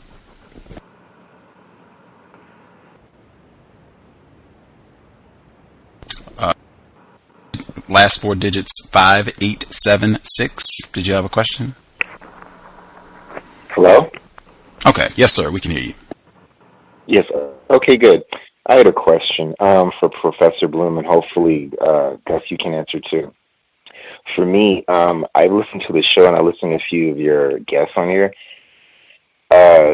For me, I'm not like other guests, I think. I interact with a lot of white people. And after listening to the show, I want to understand what racism was and what white supremacy was. And it's an easy question, not trying to, badger him or anything, but how do you think I should adjust my thinking when, I don't know if you've agreed with it, but other guests on here said that they shouldn't trust any or be suspicious of every white person. In my case, a lot of at least 50% of my friends are white. So that I'm stuck with a rock and a hard place. Like, how do you think I should adjust my thinking interacting with some of my friends some of my best friends I've known 20, 15 years, they're white. So how do you think I should adjust my thinking when interacting with them? Like, what do you think? Are you asking me, or are you asking Gus? Well, this is specifically for you, but then I'd like Gus to answer it after you answer my question. Yeah. Well, I think I appreciate the previous callers, emphasis on, especially given our society of white supremacy, of when people of color, when African Americans, whatever choices they make, so you have friends, you have the friendship circles that you have, and so I would see that you develop trust in those friendships. You're friends with them for reasons, shared histories, shared likes, shared preferences, and that what I would think is, here's what I would look for in my experience of white people who really suffer, or who suffer more so from the disease of white supremacy rather than just benefit from it. Okay, and here would be one thing: always trying to tell people the meaning of something, so that when there's an issue or a problem, if they think their answer is the answer, and here, let me tell you what's the right answer. That to me is prototypical kind of white male chauvinism. So that would be a person that would say, ooh, maybe I don't trust them so well. Does the person listen to me? Do they repeat back to me like, hey, am I getting it right? Do they seem transformed over time by, if you're making a point that to you is particularly vital about, like, for instance, I really dislike it that people refer constantly to President Obama as Barack. Okay, my family does this, my white family. To me, it's obviously a designator of lack of respect, and lack of respect because he's not white. And so, I've shared that, like, hey, do you mind if we just call him President Obama? Because I call Governor Romney, and I'm not choosing to vote for him. And my family, no. They don't care about that, right? So they continue to call him Barack. And so to me, that signifies a lack of the ability to recognize that something else might be meaningful. So in the case you're addressing, like your personal case, because I don't know you, I don't know what the issues are, if an individual shows a kind of lack of recognition, when you share something like, ooh, I don't like that joke about the noose, the nooses or something. I don't know what it would be. That to me would be another example of you might be suffering from the disease of white supremacy at a more aggressive level, not just benefiting from it. So those are just some of the things that come to mind for me. Okay, because for me, because I have there's a lot of my friends, some of my best friends have been white, so I've only had to be suspicious, because I'm 27 now, I only had to be suspicious at the age of 21.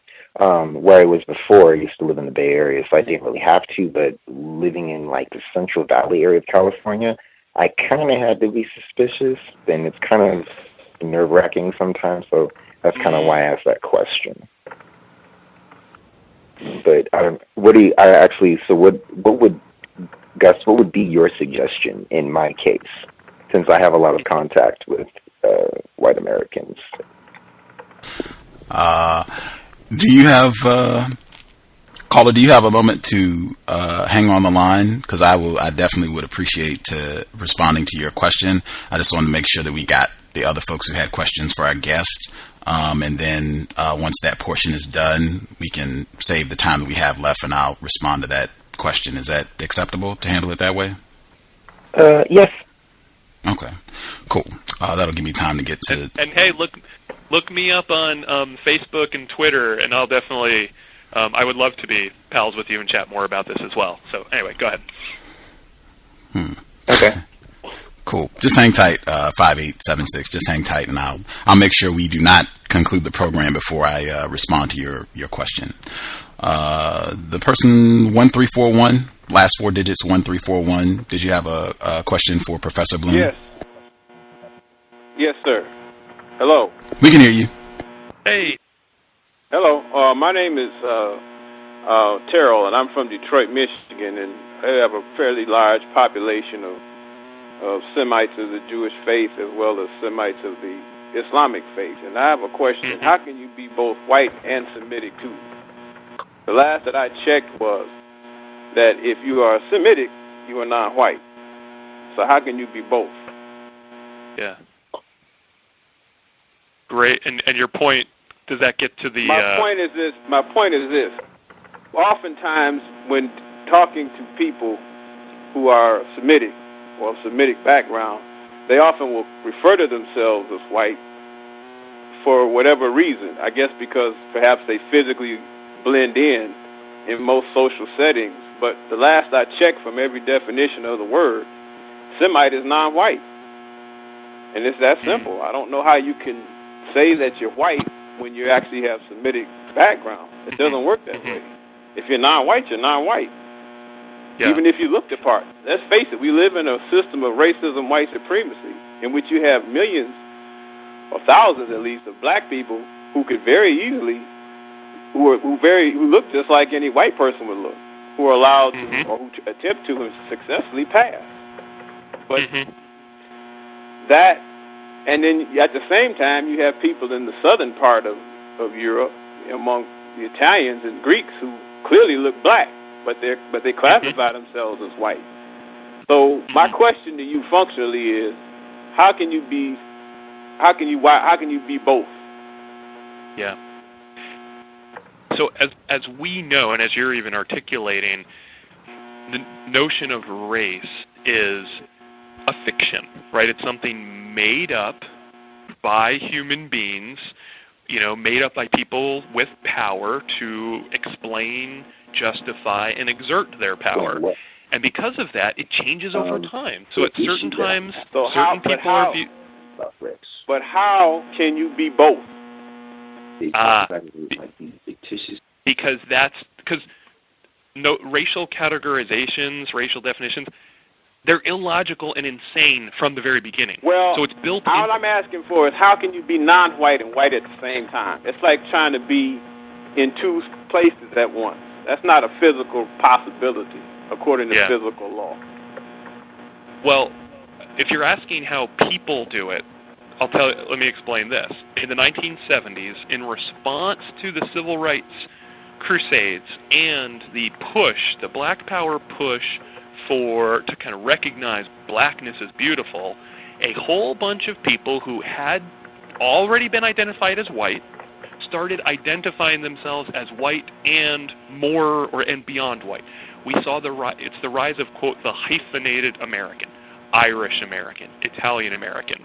And so, and from that, we get movies like Rocky. If you've ever seen the Rocky movies, you're not answering the question, sir. How do you occupy two distinct spaces at the same time? One white, one non-white. You either or. It doesn't work like you're both. The way you occupy it is you occupy it just by holding. It's called double talk. It's what George Orwell in 1984 calls doublespeak, which is you say you inhabit both. You inhabit like opposite. A con game? It's exactly a con game. Well, then why are you conning people? Why can't you just say I'm a Semite and let it be honest? Just be honest. We're not, there's no reason to hide. Where are you hiding from? There's no one here that can hurt you. You're not going to lose anything. In the cases you're talking about, I mean, that's not something I'm not those people, and I also don't know the particulars. I want to give you people that pass for whitey. Are you familiar with that term, passing? Oh yeah, passing. People sure. Who look white and they pass. Well, that's just somebody who's essentially hiding in plain sight. Yes. They pretend or feign being somebody that they're not. But the reality of it is, you can't really occupy both. You have to be one or the other. It doesn't work like that.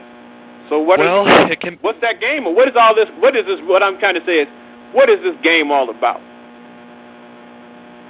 The game of passing or occupying the two can have two different meanings, as I understand. Two different what's it all about. One is you can be like Walter White, a leader in the NAACP. But he was a black man. He said he was a black man. So was Adam Clayton Powell. I know this. Yeah. But what I want to know from you, sir, is how do you occupy both and get away with it? The same way white people today occupy being the powerful and the oppressed. Okay. No, they don't. They work for theirs. They don't have to hide. They earn theirs.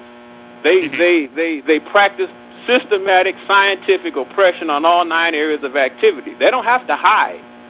No, but see, that's the trick. But then they do. So, then they claim... How do they hide, sir, when you have a system built up where they can be as open as they want wherever they go in the world, and they crack heads and dig graves all day?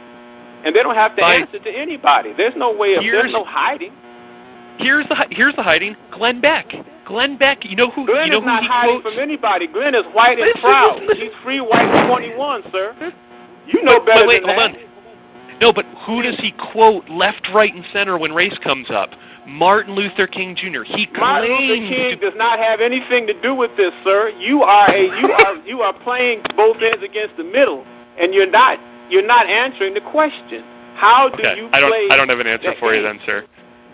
Well, I think the answer is you have to be a liar, and I'm saying, why are we lying when we all know that you can't occupy a non-white space and a white space? Doesn't work like that. Okay. If you're in a Klan rally and they find out you're a Semite, you're going on that tree just as quick as I am. Now, you might be able to blend in just like a guy who's a very, very highly miscegenated black person could blend in. But if they find out, your head's cracked too. Okay. I think it would behoove all of us who are people of color if people like yourself would be honest about your identity. Non-white is non-white. Hitler didn't gas 6 million white people. Did he?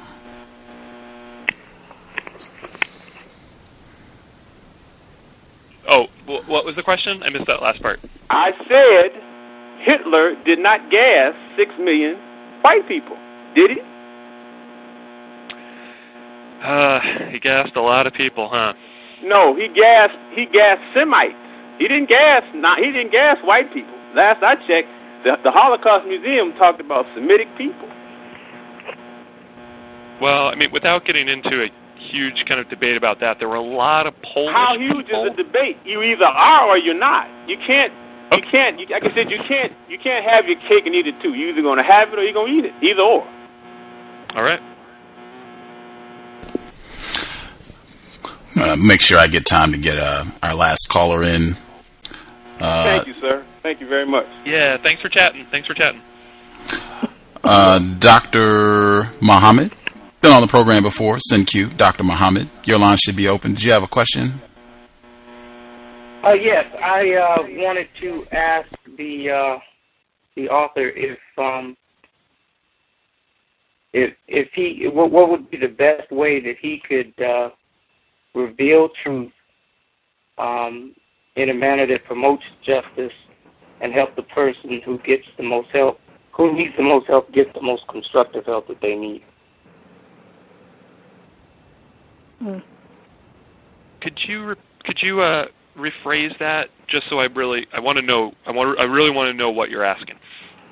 I'm asking you, how could you reveal truth in a manner that promotes justice and help a person who needs help get the most constructive help that they need?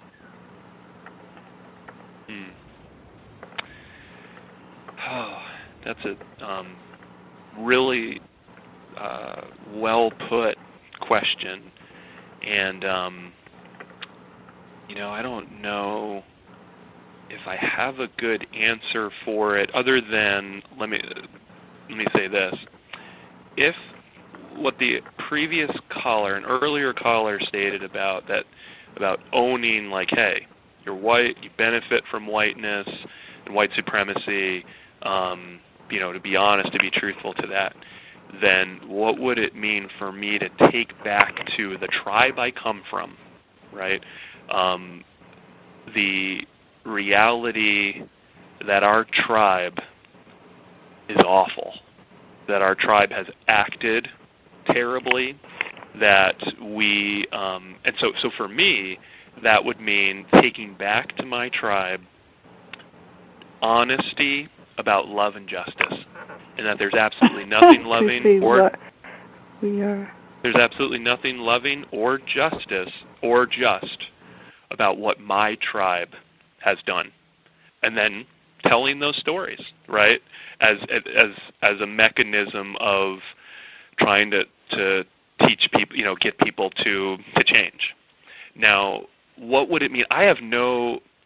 For me, as I have no interest in telling, Native Americans or African Americans how they should, in the various ways they do, choose to move and act in our circumstances, the circumstances of white supremacy. So I can't answer that part of how to bring that message there. And if anything, that message is being shared widely and wonderfully by radio programs like this, by writers like Cornel West, by people like Marla Frederick at Harvard. So that would be my answer. Is if it's about speaking to my tribe, it's going back in honesty and not in all the facilitating lies of white supremacy, because there's a whole structure of lies created by it for it. And so for me, it would be, hey, you're lying, right? And here's the lie. Here's the litany of lies, and that's what I write about.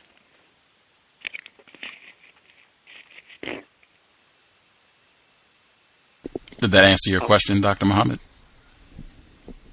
No. I mean, kind of, but, okay, so I think I got the revealed truth part. So, what about how can you help? Would you agree that, non-white people are the people, who need the most help? I think economically, structurally, yes. So do I need financial help? No. Do other white people need lots of financial help? No, by and large, okay? Spiritually, the state of one's soul, I would say yes, and here's why. That white people are the ones who need the most help.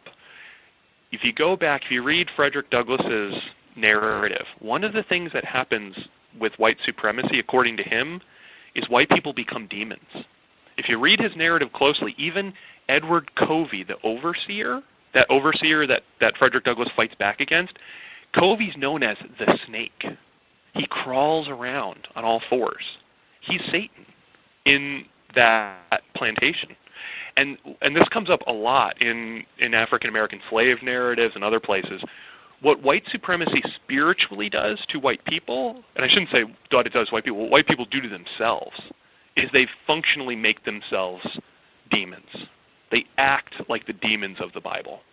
And so spiritually, the people who need the most help, I think, are white people. Now, but that's different than economically, politically, socially. So when it comes to the spiritual life, I would say it's white people that need the help, and what they need is to recognize their lies for lies, have ears to hear those who can speak truth and justice, which typically have not been white people in American history, and have then feet to put into action after their ears have heard. I see. Do I got time for one more question? I'm fine. I don't have anywhere to go. I'm just asking Gus. Proceed. Is there any? Proceed. Okay, so if you're going to help, if you help all of the white people spiritually, or the white people who need help spiritually, if you help them, once you help them, what happens to the non-white people? Ideally, and this is a pipe dream, I know, but to me, the conversion of the exorcism of white supremacy from white people would lead to things like this: a massive redistribution of wealth. And here's what I mean by that. Even biblically, those who wrong others are called upon to right their wrong, not just by saying, "Oh, I'm sorry," but by financially changing.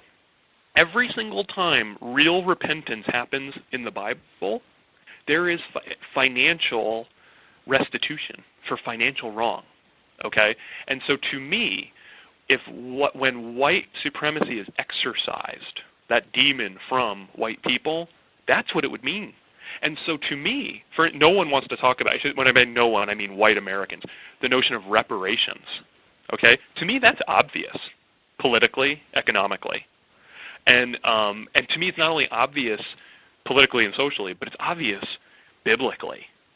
And so to me, it would be a massive redistribution of wealth whereby white America would say, we give what we've taken. Abraham Lincoln hinted at this in 1865 during his second inaugural address when he said, if every ounce of money made from slave trade has to be paid back from our treasury, we'll pay it. Okay? That was, in one sense, rhetoric. It was hyperbole. But I take that as actually, you know what? If white America is honest spiritually about its wrong, it'll look to make restitution in the same way that it took. Now, I understand, though, that that's naivete. I understand that that's, quote-unquote, not going to happen. But that, to me, is what should happen. Does that make sense? No. Well, no. I mean, it sounded nice, but then I thought I flashed back to, historically it seems to me that there was a time, like during that time when Lincoln was saying that what you said, rhetoric, it seems to me that around that time, white people were openly practicing white supremacy, like everybody. Mm-hmm. Yep. They knew what they were doing, like just openly, like, these non-white people are, they're at the bottom of our feet. It seemed like that was what you're talking about, bringing to their attention again, I guess, openly. No, it doesn't make sense. So, okay, let me give you an example. Let me go with the Civil War example. What if anyone who was a traitor against the United States, their land was taken from them and was redistributed? Would that have been to loyal people in the area? What we would have had is 5-6 million Southern white people who had been traitors to the United States. Their land would be taken from them, and it would be redistributed to those who were loyal. There were some whites who were loyal to the Union, and 3.5 to 4 million African Americans. That was a moment when there could have been, and there were some congressmen actually talking about that as a viable option. Okay, so that wasn't just a pipe dream in 1865. During the Civil Rights Crusades, James Forman would go into churches and synagogues and say, you, white churches and white synagogues, you have benefited from white supremacy. Here is the financial restitution you should pay to African Americans. Okay? The fact that the white people didn't listen, the fact that white people pushed him out of the churches, doesn't mean it's not the right idea. And so to me, the end result, the goal of kind of my work would be taking that message back to those people and saying, do you want to reject it again? You probably will. You'll keep rejecting this. But if you want to have your white supremacy exercised, if you want to be truly human, if you want to truly know what it means to have a life of your spirit, this is a prerequisite. Okay? It's not an after the fact. This is a necessary starting point. So that would be, and I know I'm talking in this kind of massively theoretical world, but there's also actual historical moments where people have called for that massive redistribution, and just white Americans rejected it. Well, you're talking about wealth or economics, but what about the other areas of people activity? Well, what example? What would you think would be an example of other activities? I mean, law. I mean, education. I mean, all areas of people activity, not just redistribution of wealth and land, but what about education, systematic racism, white supremacy? What about I mean, there's no justice. There's no, I mean, everything. Yep. You're exactly. So, for instance, in education, that's actually what James Foreman, when he went to the white churches and synagogues, he wanted to create a massive educational fund from the money that they gave. But it would be cultural. So, for instance, white people love the movie Glory about the Massachusetts 54th. Okay, you all know that film, right? Part of the reason white Americans love it is because all the black men die at the end of that movie. In reality, in historical reality, that's not true. About half of that troop did die at that battle. Half of them lived on to fight through the rest of the war, and actually then they actually had parties with white women and nurses who happened to be in the South at the time. Why is that not in the movie? Because that's not the quote-unquote glory white Americans want to see, right? And so it's cultural. My point is, you're right. It's educational. It's cultural. It's law. It's about the law. We have a carceral state, right, where clearly white supremacist law that puts far more black men into prison than white men. That would have to change. And so I write about religion. I write about spiritual life. So those are the things, I've emphasized. But I'm completely in agreement with you that the massive redistribution, reorientation, that's why I answered that earlier caller who said, well, where do you see change coming from? That's why I answered massive trauma. I remember thinking at one point, and again, this is a thought experiment, what would it take to undo white supremacy? Maybe massive nuclear attacks? In all honesty, what would it take for the United States its white supremacist power to lose its power? Well, you get hit with a bunch of nuclear warheads, and all of a sudden, things change. And I'm not wishing for that. I'm not saying that's desirable, but I'm saying what would it take to make all the changes we're talking about? Woo! History tells us we don't know the recipe. Sounds like white supremacy or die to me. Like either have white supremacy or just blow everybody up. My reading, my year studying white America is that they're so beholden to their white supremacy that it's that insane. But it's on a micro level, is it really that different? Look at the responses to the Newtown tragedy of people who are elected officials saying the answer to a gun problem is more guns. It doesn't take much logic to figure out how insane this is. But so when the issue here is, what would it take white people to give up the benefits of white supremacy? How much American history would have to go through to see they don't want to give it up? You know what I mean? I hope I'm making sense with this. I'm not trying to be like a dire prophet. I'm just trying to speak honestly as a historian. One of our listeners, Bruce Vine, she had called in earlier. She said, you use the they and there again as opposed to we. White people don't want to give it up, as you are a white people and inclusive. She just tossed that in. I thought that was important. Well, and here's my struggle with that. I do want to give it up. I do want the non-benefits. And so, I'm fully aware. One other personal example here. When my son, Elijah, who's white, who benefited from white structures, when he died at 8 months, no one ever said anything negative, anything at all, about my son's experience. I know W.E.B. Du Bois' story with his son who passed, Burkhart. I know what white Atlanteans said when they walked by his funeral, that they said, oh, just another Enner funeral. And so for me to identify, on one hand, I benefit from the same white supremacy that those Atlanteans did.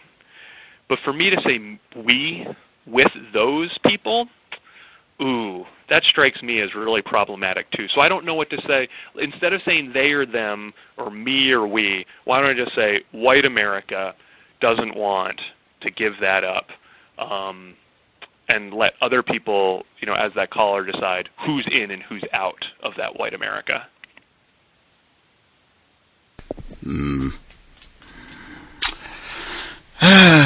As a victim of racism, white supremacy, you could understand why we would have some suspicions about you not being honest about the fact that, you are lumped in with the rest of the white people. And I think even since Timothy's name has been invoked, even Timothy Wise has said repeatedly, the burden of proof would be on you to prove that you are not there. And I don't know that I've seen any proof that would evidence that you're not in that group. And I would say that to any white person, as long as the system of white supremacy exists. I don't know that you could come up with any evidence that would convince me that you're not in with the rest of the white, because it's just not that many of you all. That's another one that's key to keep in mind, I would say, for listeners. I did want to ask, because this has been a fascinating exchange, but equally fascinating. On your Facebook page, I don't know, maybe you can let us know. I assume that this is one of your children, and your child has on a Future Morehouse Man T-shirt. Is this your child? This is your child? Son. That's my son Xander. Okay. This was equally fascinating as the exchange, how this blue-eyed white child has on this Future Morehouse Man T-shirt, and I was trying to. Several of us, we were looking at this and going, "What is going on here? How does the child's mother a white person?" Yes. So Jen, Xander's mom, is, the police would call her white, Caucasian. That's definitely true. Okay. And the onesie, the Morehouse, Future Morehouse Man, comes from President Franklin of Morehouse.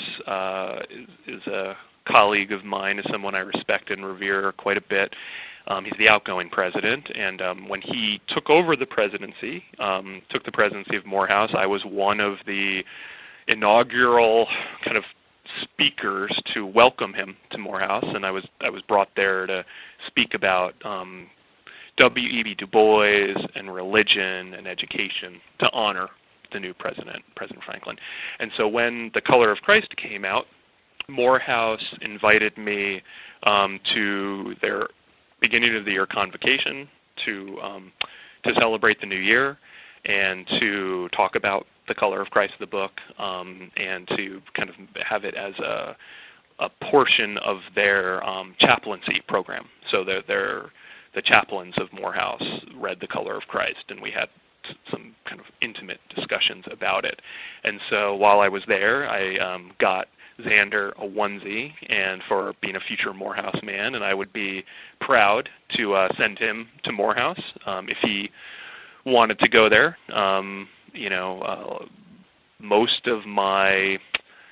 Many of my most wonderful colleagues are Morehouse men, and they have taught me and continue to teach me quite a bit, both past and present, those still living with us and those who are no longer here. So that's the long story of the Xander and the Morehouse Man, future Morehouse Man onesie. Glad we got the details on that. That was interesting point of conversation. We saw that about an hour ago. At any rate, one other thing I did want to, just going back to Bruce Fine's point about you being a white person and not distancing yourself from other white people. One thing that I definitely think is important, I'm glad Bruce Fine made that point, and I have seen this. This seems to be a pattern where white people will quote a non-white person and making a point.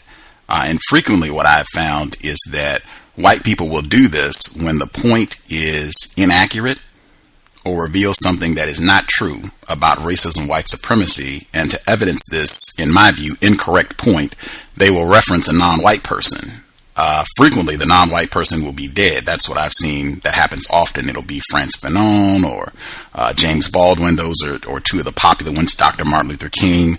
And in my view, this is, I think, a deliberate, conscious act of racism, white supremacy. Cornel West, Dr. Cornel West, obviously, is still amongst the living. But I would say the point where you were saying that Dr. West in his book Race Matters, where he says that Justice Thomas is more of a white person than you are. I'm sure he doesn't say you specifically in the book, but saying that Justice Thomas is more of a white person. I mean, that is astronomically incorrect in my view, and for any white person to make such a claim, even putting it in the mouth, for me, that's like a double whammy on it, to put it in the mouth of a non-white person, even though Dr. West may have said this or wrote this, makes it twice as bad. And in my view, that would be I would just have to suspect that is a deliberate act of racism, white supremacy. Justice Thomas has been quoted saying when he was a child growing up in Georgia, he was constantly called by white and non-white people America's blackest child. Constantly. At the age of 8, 9, 10, he is not a white person. I wouldn't care what he does. He could send money to the Klan. He could sing hymns to Nathaniel Bedford Forrest, Hitler, any other overt racists. He could wear swastikas every day. None of that would matter. He would not be accepted as white. And I think you know that. I think any white person, unless they are extraordinarily ignorant, they know that. Even a 10-year-old white person, I suspect they would know that. I think that is extremely incorrect. And as I said, I would have to conclude, strongly suspect that is a deliberate act of racism to even make that point. And as I said, a double whammy, putting it in the mouth of a non-white person. Just want to get that out. If you have any response you want to get into that.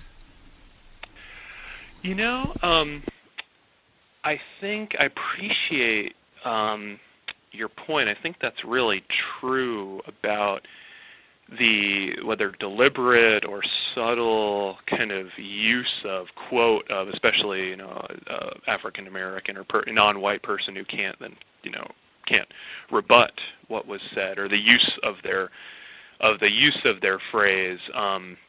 And so I think your and the caller's questioning, frustration, distrust of me in the way my referencing of Race Matters is totally accurate and right on too.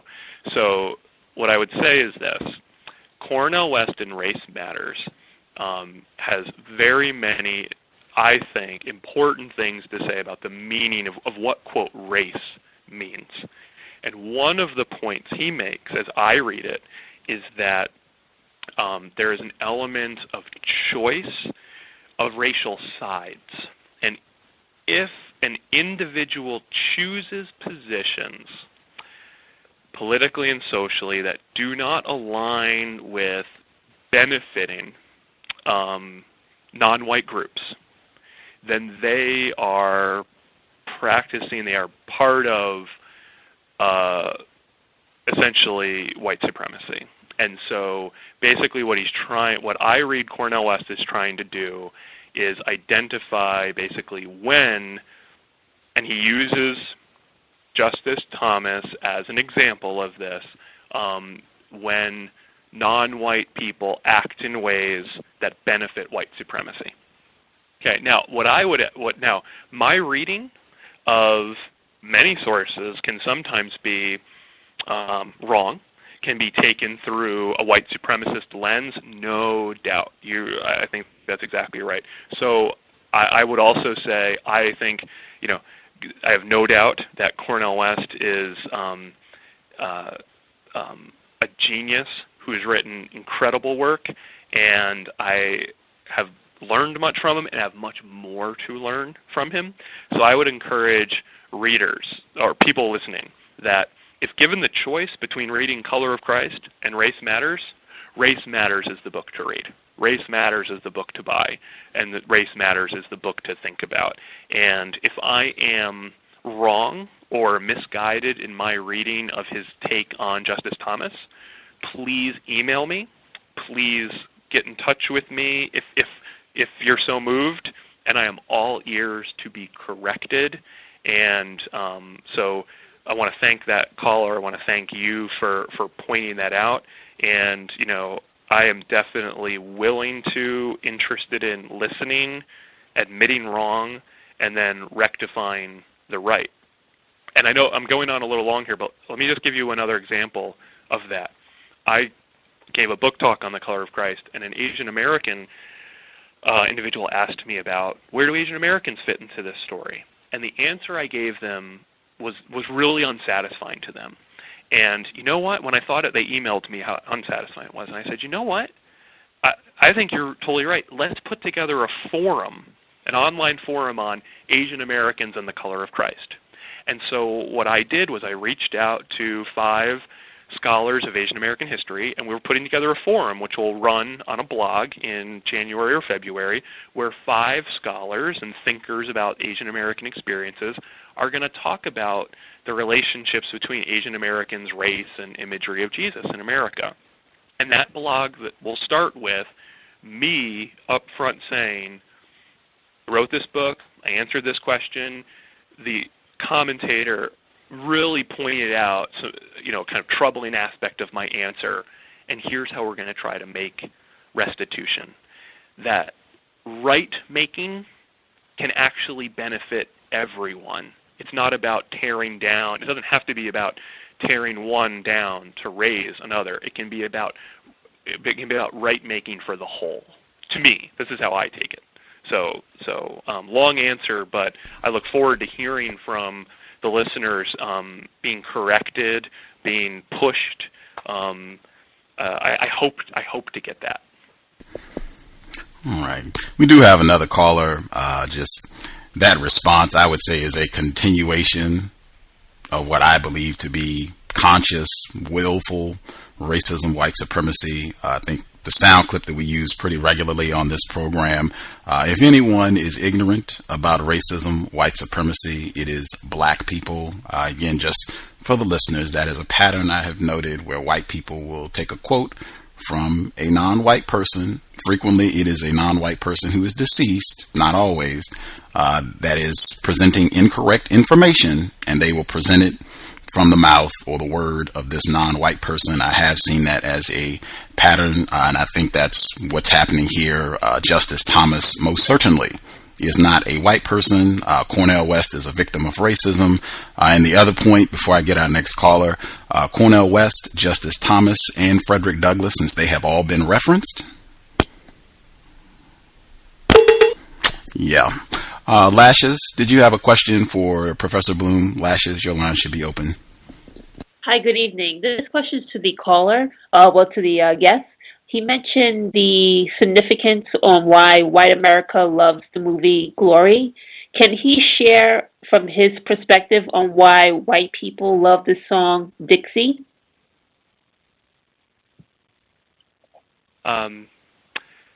Why they love the song Dixie?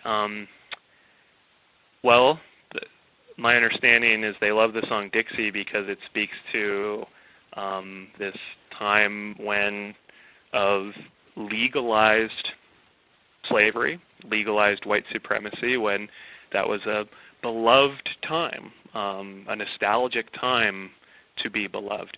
I think it's no different than why white Americans why we love Sweet Home Alabama, the song, which is an anti-civil rights song, which is a anti-federal government activity for civil rights song.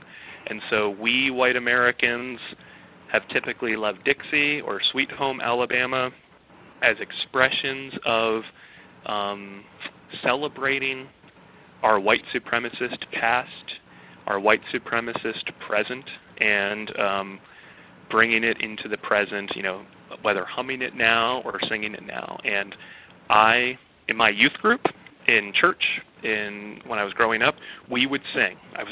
I lived in New Jersey. We would sing "Sweet Home Alabama." Why did we sing that? At the time, I wouldn't have been able to articulate it. It seems pretty clear to me that we sang it as this is just a celebration of white Americans getting everything from the government and being unwilling to have it, stop us from doing what we wanted to benefit from in a white supremacist fashion. Thank you. Bruce Bond, did you have something to add? Oh. I'm sorry.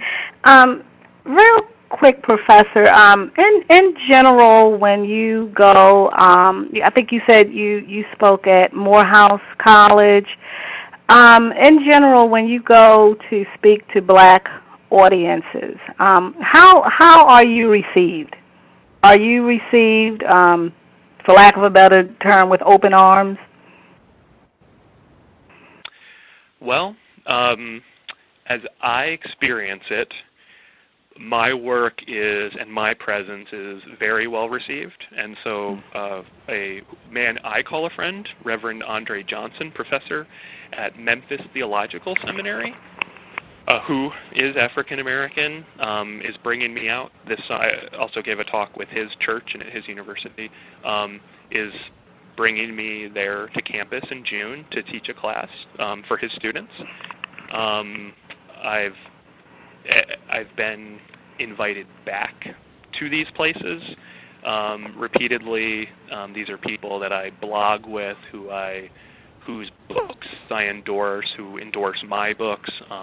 So, for instance, Professor Cornel West, has written endorsements and blurbs for The Color of Christ and for my previous book, W.E.B. Du Bois, American Prophet. And so my experience is to be well received.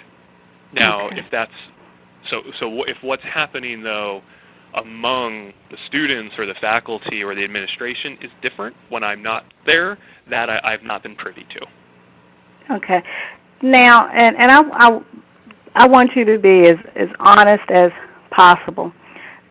Do you believe that these black audiences are receiving you well because you are a white person speaking about, racism, because it's coming out of the mouth of a white person? Do you honestly believe that black people are just thrilled to pieces to have a white person say to them what W.E.B. Du Bois and all of the black scholars have been saying forever?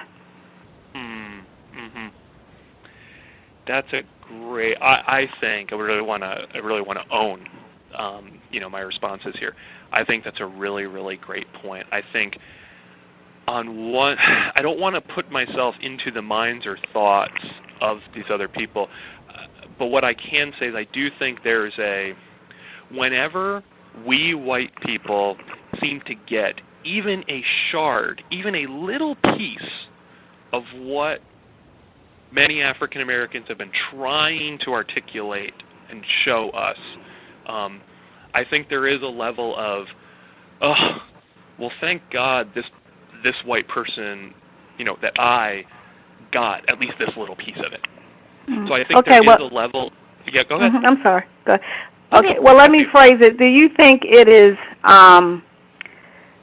unfathomable that a people who have been abused, marginalized, made to feel inferior, made to feel that God cursed them with melanin, and all kind of psychological mind games and emotional games that have been played by your people, do you think that it's unfathomable, regardless of the degrees that they may have and all of that it just thrills them to pieces that a white person, a member of the group who has given them nothing but abuse to come out and kind of validate them?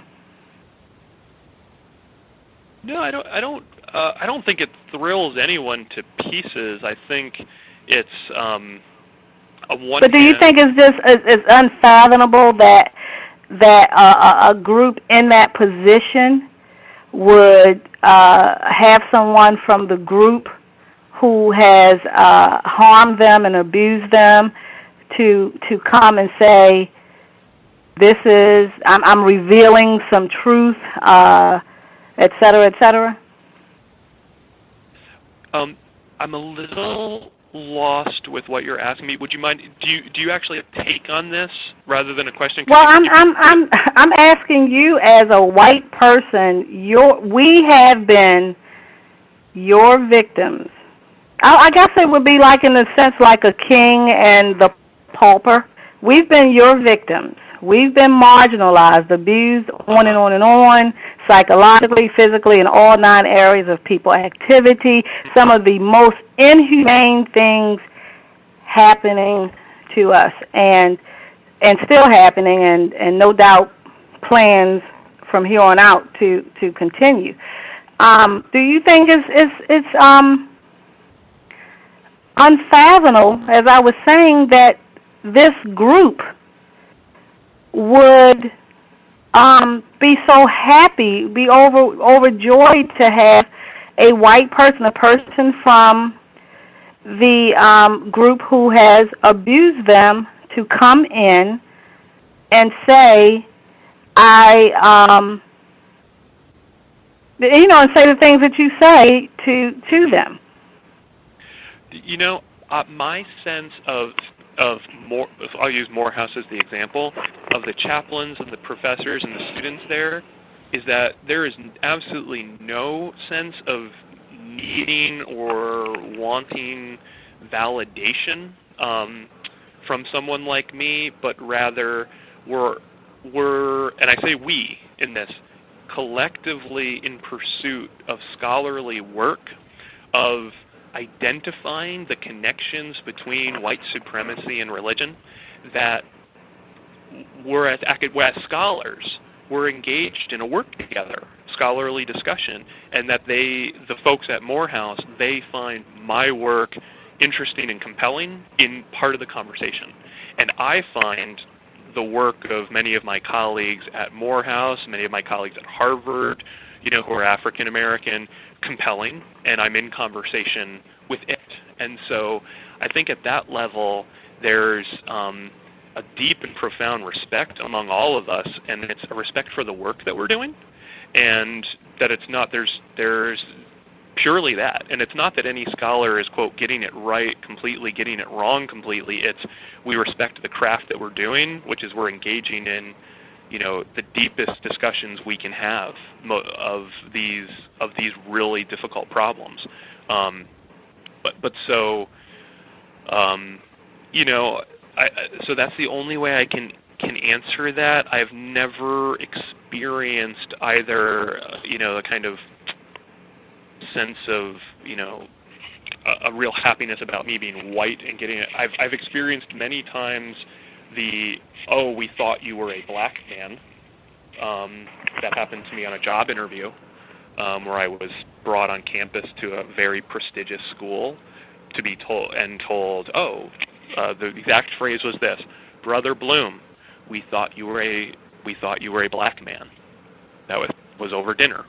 And so I'm not saying that I'm black. I'm not saying that I claim that as an identity. I'm saying that this is something that does happen to me as I move in the academy. Mm-hmm.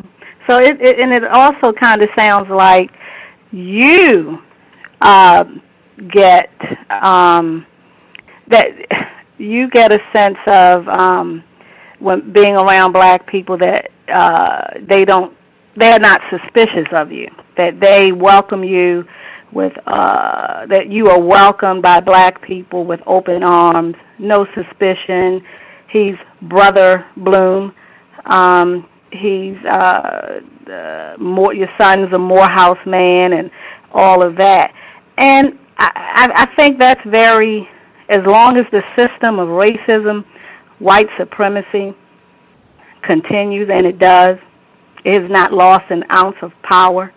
It's just in its refined mode, and it seems like it's going back to its overt state. I just think it's very dangerous, and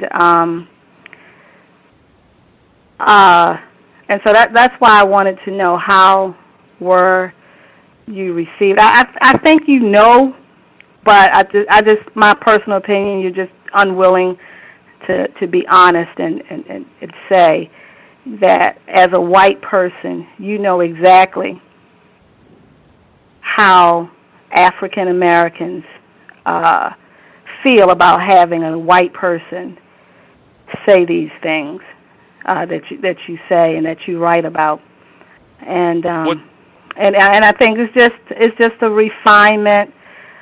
Like I said, 10 wives to the 10th power. Just being very refined in your practice of racism, white supremacy. It's almost like you came on the program to talk about Jesus and how religion and all of that is used, and I think in some way you are representing Jesus when you go before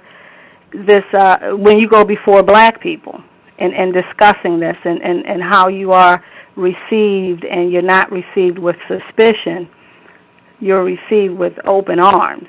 And as long as the system is in place, that's dangerous. And I think a Jewish person receiving a Nazi or a German with open arms while the Holocaust or right after the Holocaust or whatever is going on would be dangerous. So I think it's the same way with this system not losing an ounce of power. It's very dangerous for you to be received as brother or whatever you're received as.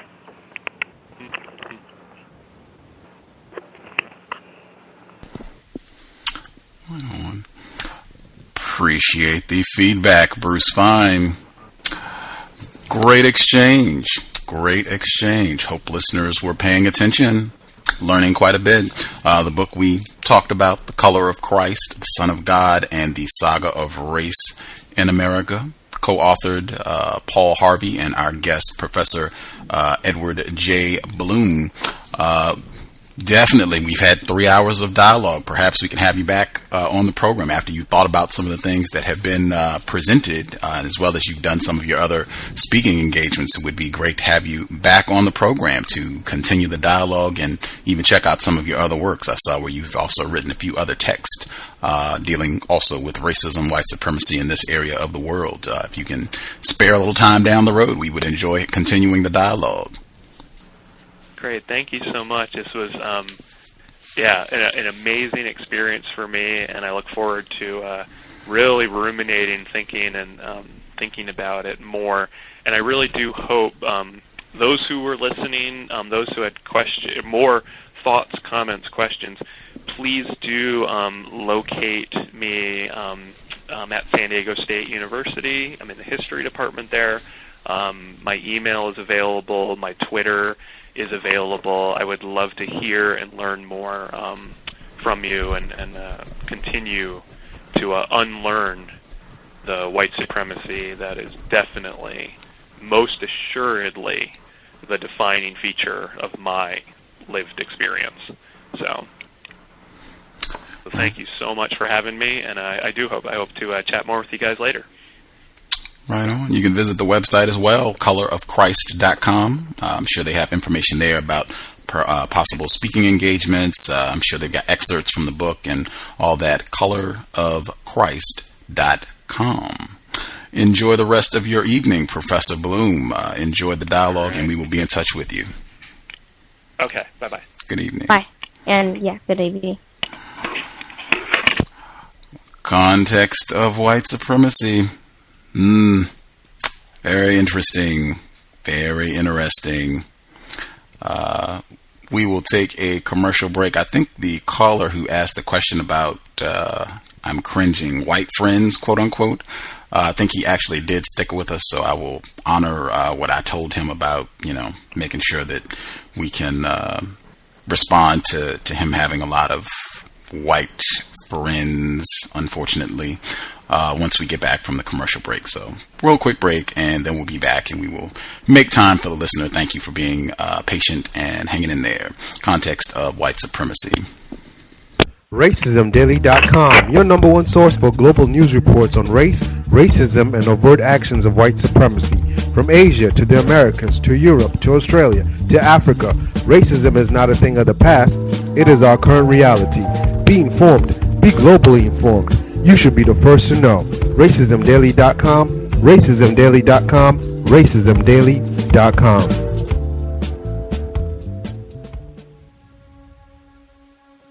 Is racism hurting you? On issues of race, are you unable to speak, think, and act with clarity and confidence? Are you tired of laughing when nothing is funny, smiling when you are not happy, agreeing when you really disagree?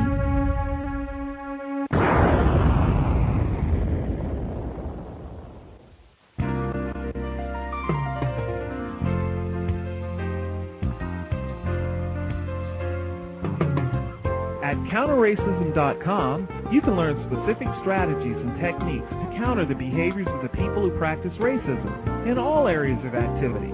Using words correctly, following counter-racist logic, even counter-racist science projects designed to reveal what racism is, how it works, and how to counter it. The open source code writing format allows you to pick and choose from a variety of counter-racist suggestions so you can produce the code that works for you. Stop by counterracism.com today and help replace racism with justice. That's counter-racism.com. Do you need a one-stop shop for all of your multimedia needs?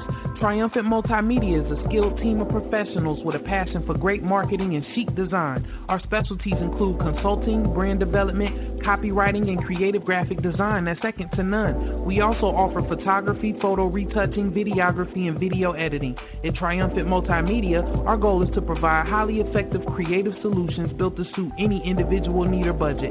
Give us a call at 678-732-8067 or check us out online at TRIMultimedia.com.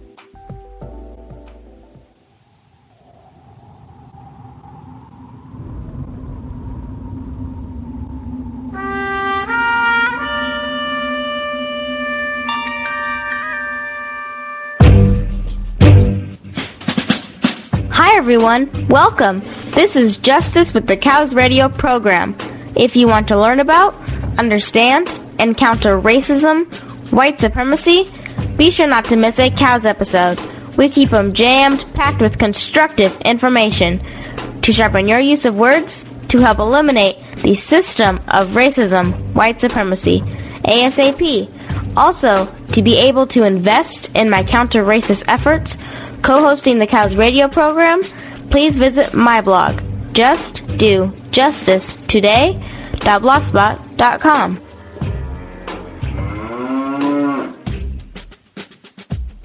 You're just saying just buckets and buckets of words. I got an uncle real crazy. My Uncle B, 55 years old, hates white people, married to a white lady. And he sit around going, these crackers ain't shit, except for Susan. And he tried to explain the whole thing to me one day, say, yeah, I got a white wife, I love her, she loved me, that's all that matters. But I tell you this, if the revolution ever come, I'll kill her first. Just to show these crackers I mean business. Motherfucking cracker ass, motherfucking cracker. Shit cracker, motherfucker. Hey, hi, honey. Motherfucking cracker, I'll kill my cracker kid too.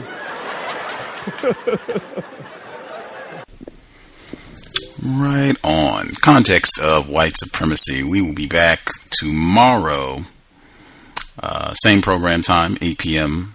Eastern, 5 p.m. Pacific, non-white female. I guess there's a silver lining. She was married to a white person, but They are getting a divorce. They're in the process of going through the paperwork and all that right now. But a major part, from my understanding and what she said, a major part of the undoing of their tragic arrangement was, of course, racism, white supremacy. She spent a lot of time blogging, writing about issues of racism, white supremacy. She'll be visiting us tomorrow as she is a victim of racism. I hope listeners will be patient, keeping in mind she is a victim. If they call in to ask questions and what have you, a victim who has been subject to maximum racist aggression. But that'll be tomorrow evening, 8 p.m. Eastern, 5 p.m. Pacific. Before I get to the caller, I will check to see if anybody had anything they wanted to get in. We are already like way over time. And since we're doing programs, I don't want this to spiral out into a 4-hour broadcast or anything. If you had anything quick you wanted to get in, callers were great. A+ being codified, asking questions of a white person. Excellent job. Everybody was calm, stuck to the point, asked great questions for clarity. Excellent job in talking to white people. Anybody have any quick comments they wanted to get in before I address the caller? I just wanted to make a quick note of the reference to 1984. Oh, yeah. That's right. Excellent. Be more. That's right. Brooklyn caller. Yeah, I just wanted to say thanks to Bruce Fine. Excellent comment. That's basically what I was getting at, just the whole dishonesty part. But, yeah, great question.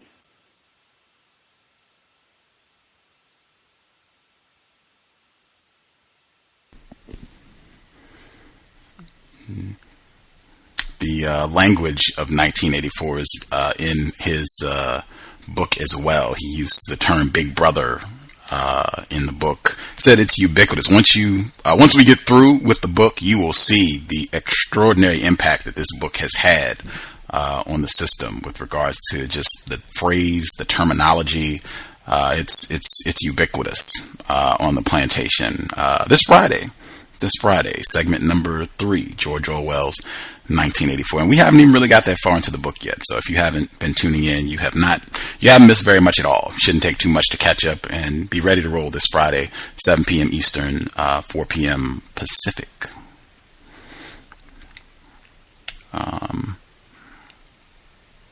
Okay, I will assume folks are good. The caller who dialed in about the white friends, you are still with us? Yes? Yes, I am. Right on. Thank you for being patient. I don't even remember what Professor Bloom's response was to your question about having white friends. I think you said you had was it about 50% of your quote-unquote friends are white people? I would say throughout my lifetime. That's just a rough estimate. Okay. Probably a lot bigger than that. I mean, if you'd like to hear my story, I'd explain, but I'll just let you answer what. But my original question was, how should I adjust, now knowing what I know now, how should I adjust my thinking or in my interactions? Because throughout my lifetime, 50% of my friends have been white, roughly. And listening to shows like this, because I listen to other shows like Nikki Love, and I've seen Hidden Colors and all that, but how should I adjust my thinking, knowing what I know now? Because I interact with a lot of white people every single day. I go to school with a lot of white people. That's just my question. Hopefully it won't be too wordy, but if you want to give some of the background details, that might be helpful in better understanding your situation, if you can do it without it taking up too much time. Well, I'll give you the short version. It kind of came to be. I'm a typical case of. I'm from the suburbs, 12 years, upper middle class. I didn't get along with black folks from inner city.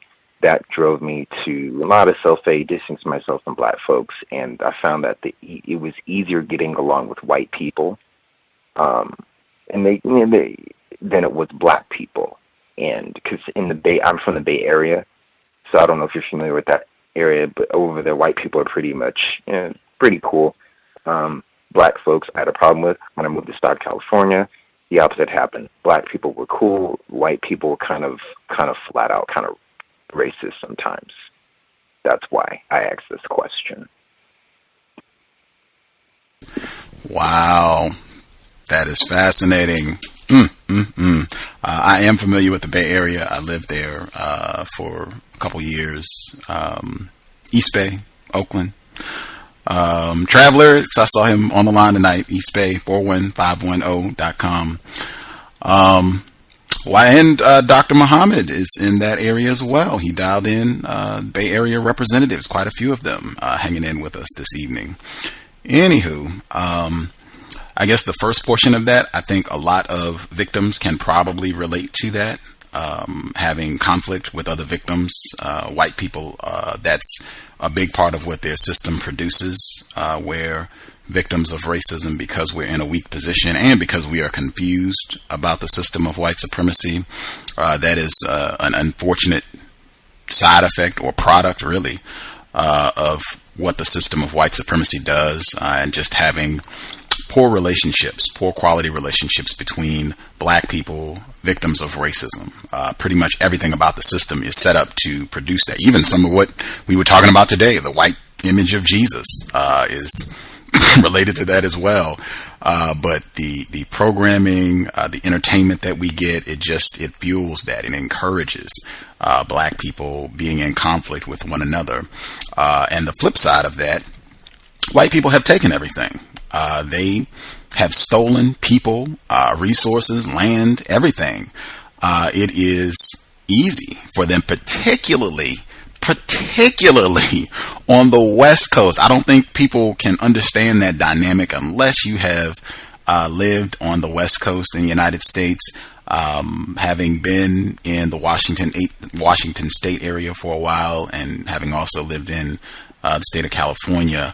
I think there are a lot fewer black people out here than what you would find if you were on the East Coast, New York area, DC area, Atlanta, certainly down south, Mississippi, Louisiana, places like that. It's a much lower concentration of black people, and I think it is very easy for white people to be quote unquote cool with black people because they're not going to be around a lot of black people. Oakland, has a higher population, but I mean, just on the whole, you're going to see a lot fewer black people out there. And so that dynamic where, hey, the black people, we don't get along. They're mistreating me. They're name calling me. I don't really have quality relationships here. I can go hang out with the white people and we have fun. When I was confused and lived in California, I had the exact same experience.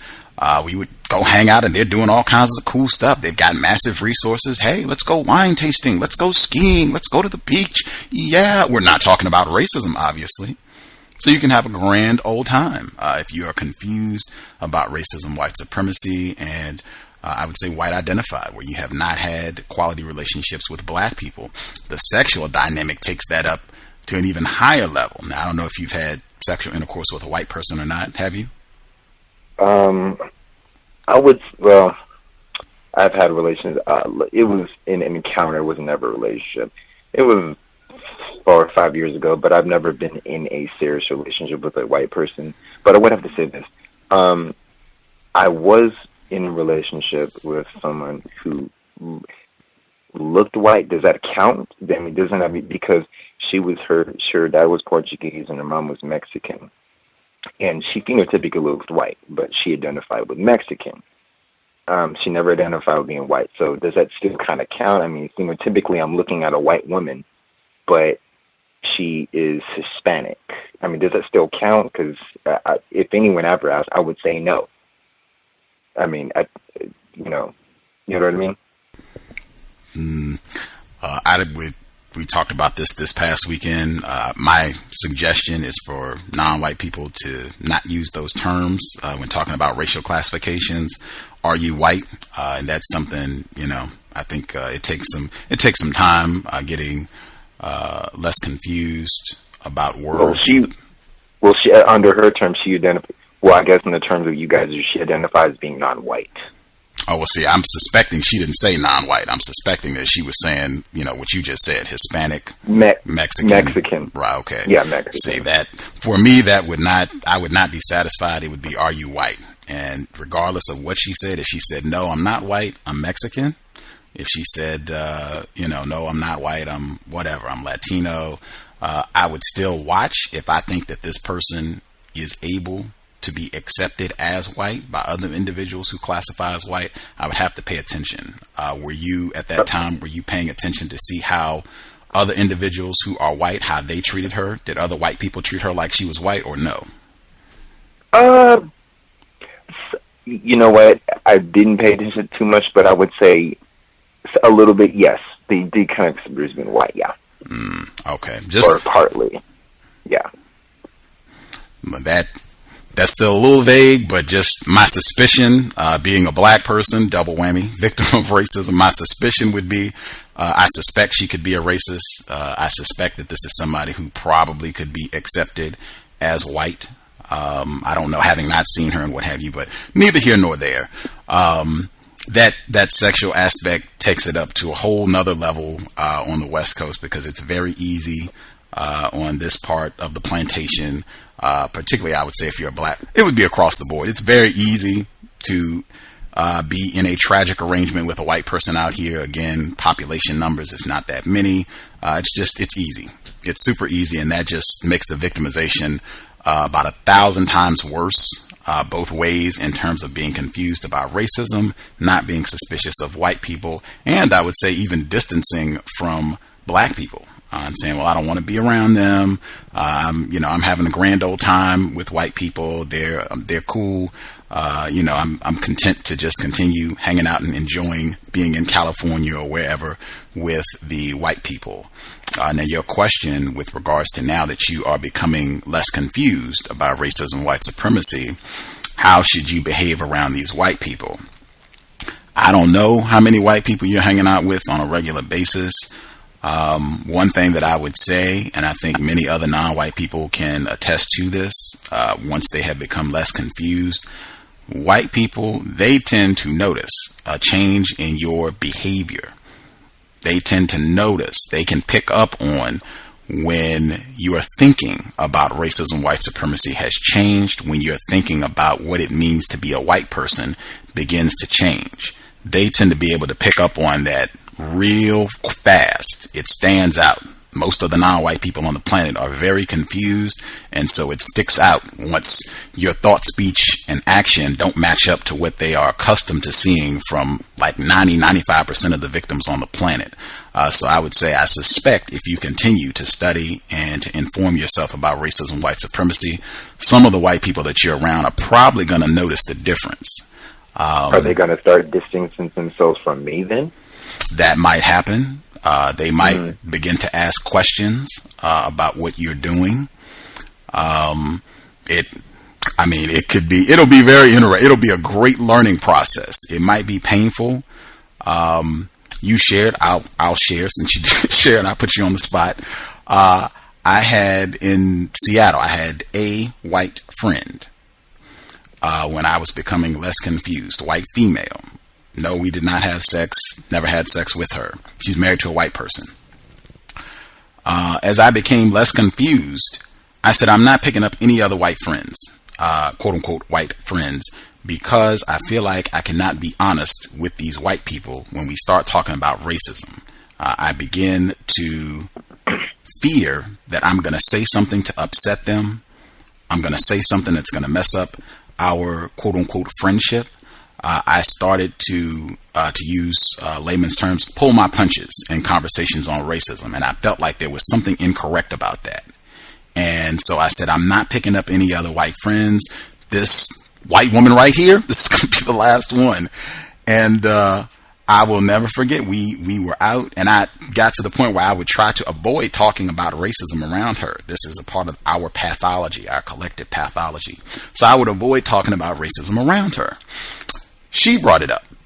She would bring up racism, and I don't even recall what sparked the whole dialogue, but she brings up racism, And I think this was like 2007. We had been doing the cows for like 2 months, back at the bus and Gus. 2 months, the white people had thrown us off the air. That was it. She was asking what happened with regards to us being thrown off the air. And so I was explaining the story. And she says, there are always going to be problems, man. Just casually too, not pointing the finger or trying to be real aggressive about it, just real casual. There are always going to be problems. And, once it's racism is done, there'll be something else. It's just always something. And I don't even think it's worth, putting all your time and energy into this. It's always going to be something. And I remember being like, whoa, why is my white friend saying that to me? It's like she's invalidating the work that I'm trying to do. And, she realizes racism is a problem. This white woman, I think 3-4 months before all this, she had written a paper calling her dad a racist and going through all these examples of racist things her dad had said and done and blah, blah, blah. Oh yeah, he's definitely a racist and blah, blah, blah. And, I remember just being like, whoa, that is not cool. Like, she's just telling me I'm wasting my time with this. And then I started doing the logic on it after I got over the immediate shock of my quote unquote white friend saying this to me. I started doing the logic and was like, wait a minute, that doesn't even make sense. There are going to be problems. You solve the problem. That doesn't mean that once you solve problem A, there will never be another problem. It just means if you solve problem A and now problem B arises, you solve problem B. If I'm following the logic that she's giving me, well then, why do anything? Why wash the dishes? They're just going to get dirty again tomorrow. Why wash my clothes? They're just going to get dirty again next time. Forget it. Let's just not, it makes absolutely no sense. And for me, that was the end of the white friendship. We did not talk anymore. We did not hang out anymore. I was done, and I made a vow that day. I'm not going to have any more quote unquote white friends. It is totally non-constructive. I would say it is a major inhibitor of being able to solve racism, white supremacy, because you will have white people that you will have to make space for. You will have to think this white person cannot be racist. It's going to cause problems in terms of you just being able to be honest with yourself. As I was saying, I was having to sit here and think, oh, I better not say that. I better not say that. I hope we don't talk about this.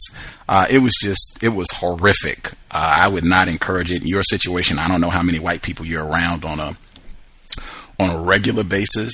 I would say one of the things, and you know your situation best, so you can come up with your own plan. That's what counter racism is supposed to be about. Non-white people thinking for themselves to solve their own problems. You're the person with the most information about your situation and what you're going through. I would say have dialogue with these white people. If they are your friends, if they really care about your well-being, you should be able to have honest dialogue with them about racism.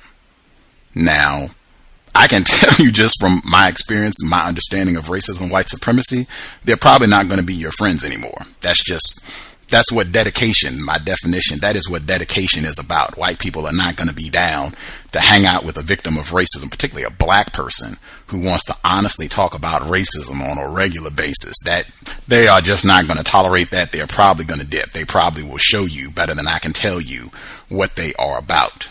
But that is something I would encourage. Chat with them. Racism is coming up every day. You can just turn the news on. You can just open the paper. It's coming up on such a regular basis. You can just ask them questions about things that are happening.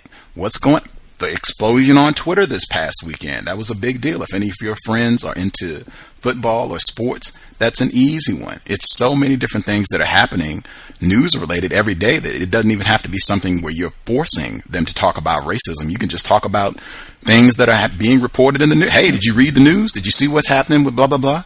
And have it come up. I have one more question. Go ahead. Going back to kind of the sex with, what about, I don't know if you're a relationship expert, but I mean, I have relations with black women, but particularly sometimes I don't really, the ones that I've tried to didn't really have too much in common with them. And sometimes it was sometimes easier dealing with another non-white, someone who wasn't someone who was a non-white person, but they weren't black either, just another person of color. Is it bad to deal with someone of another race, in your opinion, who is also another victim? I guess if they're not black either, like, has anyone brought that to your attention? Like, they date outside the race, they don't date white, but they really haven't really had too many relationships with black women. Oh man. Well, it started off, you were saying, I didn't think we were going to the sex thing, because I thought it started off just in terms of having a relationship. I don't know. Sorry, I don't mean, that's just a question out there. It's just a random question. I was just thinking. Okay. Make sure I'm very clear. Sex with white people is horrific. I would definitely encourage to avoid that at all costs. That is one of the worst things that could happen. So as you're becoming less confused, definitely stay out of bed with white people, white men, white women, white children. Stay out of bed with them. I would make every effort, particularly to not be alone with white women at any time for any reason. They are very dangerous. Do not underestimate the white woman.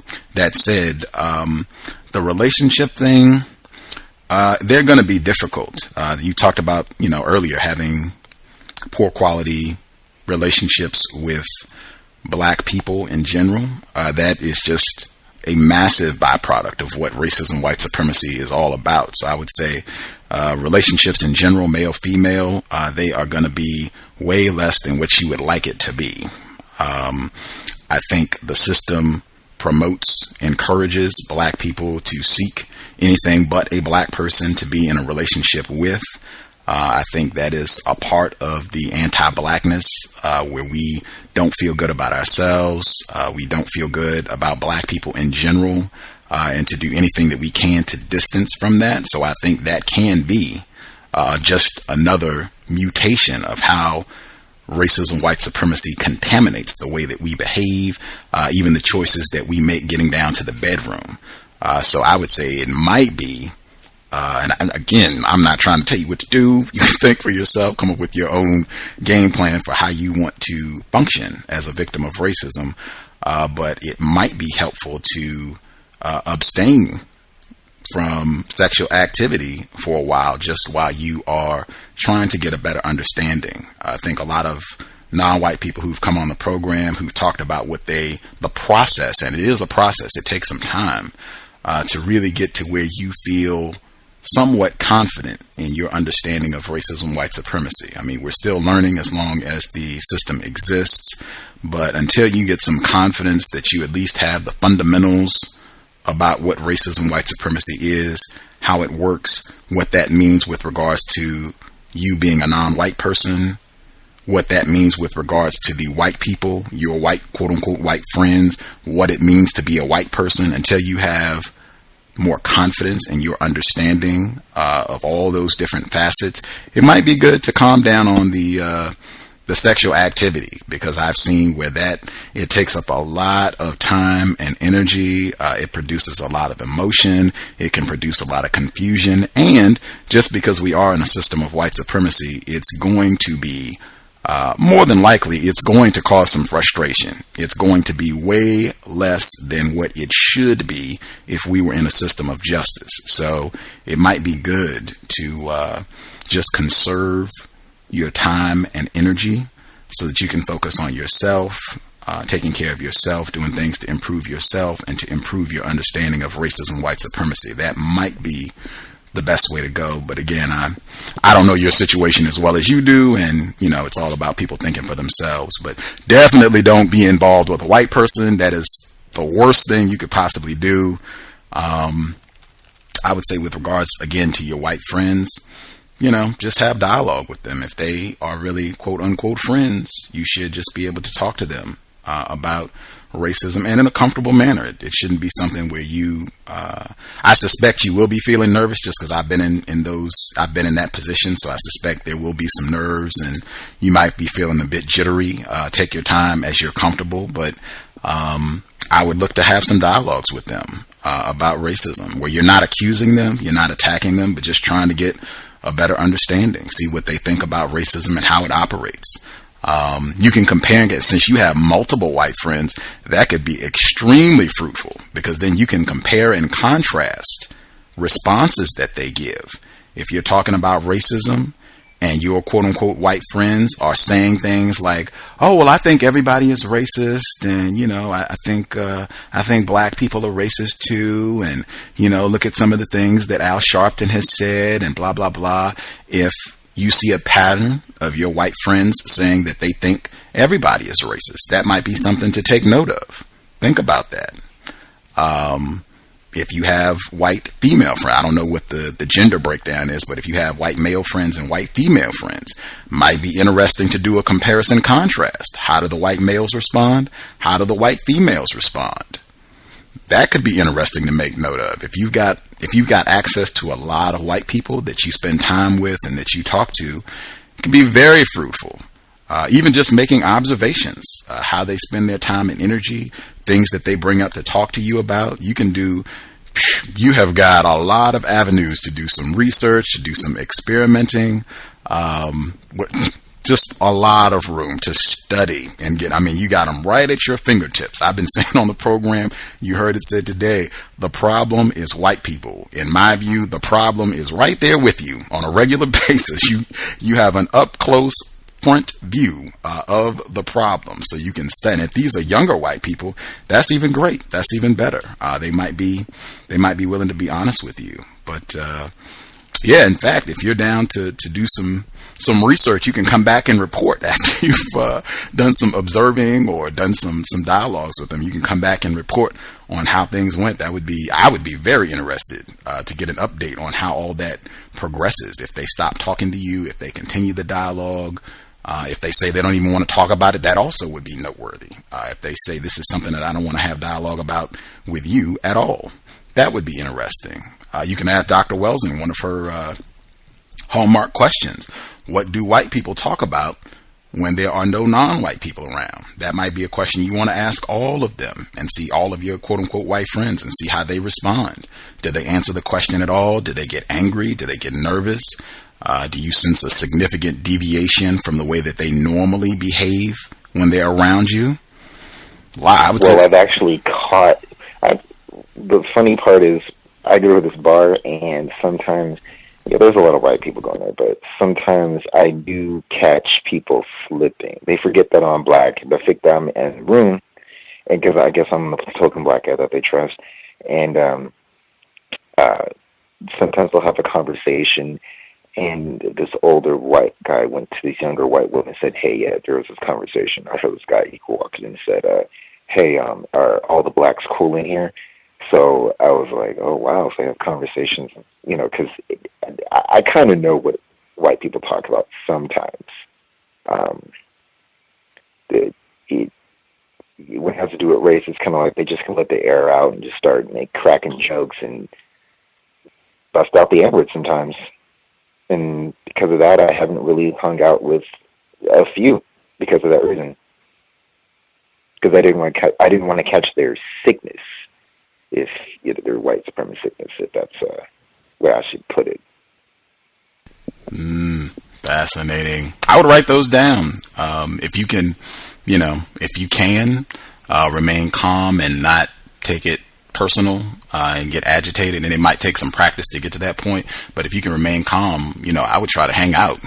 You heard Justice, she asked about racist jokes. I'm a big fan of getting racist jokes. You can look online and get them, but I always think it's better if you can get a white person to just tell you some racist jokes face to face. If you're in an environment where they're doing that sort of thing, write them down. If you can have an audio recorder present and just record it, that might be great, where you can kind of play it back and think on it, listen. You might miss some things that were said, or just hearing it a second time through, you might process it and think about it differently. But if you can be in those environments and just remain calm and just get comfortable being uncomfortable, get comfortable rethinking what it means to be a white person, it sounds like you're in an environment where you can learn a lot up close and personal with these white people that you're around and seeing what they're all about. But I will again emphasize, it could be painful. Some of them might stop talking to you. Some of them might get upset. I've heard that from non-white people before who had a lot of white friends, where the white people got angry with them when they started to get less confused, and particularly when they started having dialogue around racism. So, that could be the case. Just you kind of have to judge and pick for yourself what you think would be the best way to go in dealing with, particularly if you're hanging out with, if it sounds like most of the people that you hang out with are white people. Is that true? Yeah, I would say, yeah.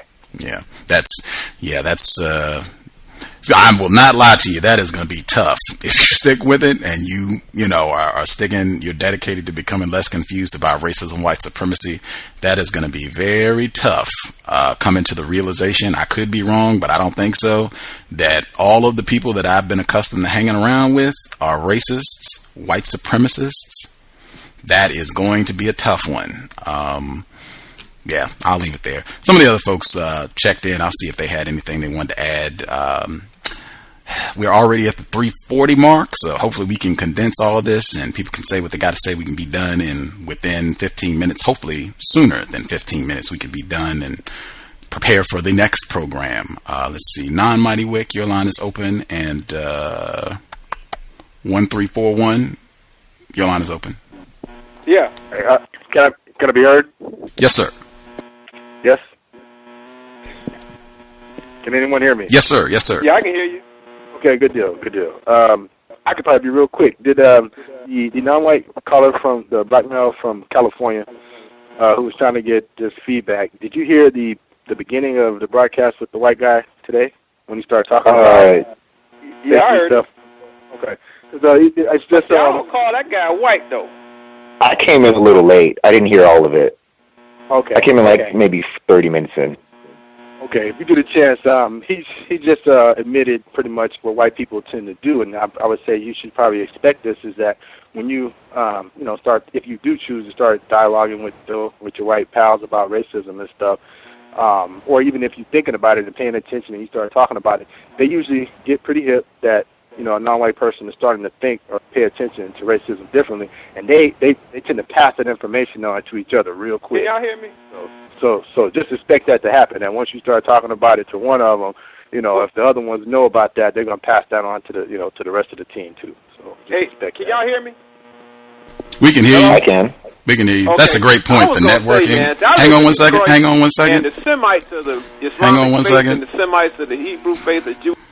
I'm gonna let the caller go. That's an important one. White people network very well. That I don't want that to be lost. They definitely are going to talk. I have seen that happen. They are going to talk. The word is going to get around to the white network. This nigger is acting a little funny. Have y'all seen him? That is going to happen. Definitely take that to heed. The 1341 caller in Detroit. Do you have something you want to share really quick? Yeah. How you doing? I was going to tell you that I'm from the Detroit area, and where we live, the Semites of the Jewish religion and the Semites of the Islamic religion been teaming up and confusing the mess out of black people for decades. And I'm going to tell you right now, those are not white people.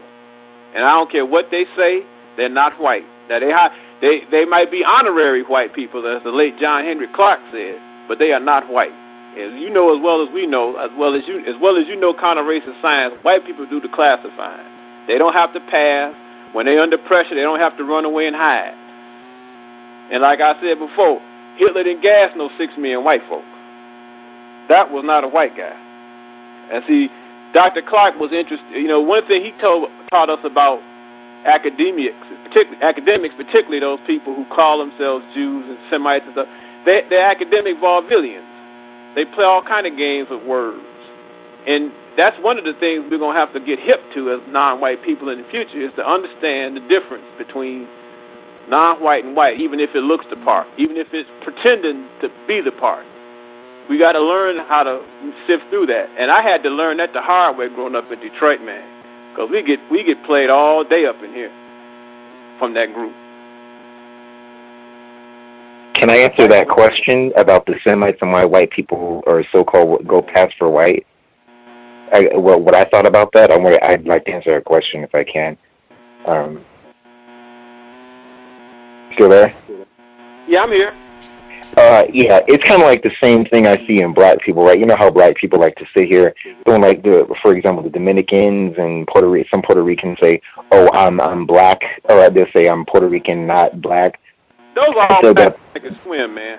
I don't. Well, yeah, I mean, they still got that. It's that damaging. I think it's for them. It's not really damage. What I think one reason maybe is because they're trying to get away from because they.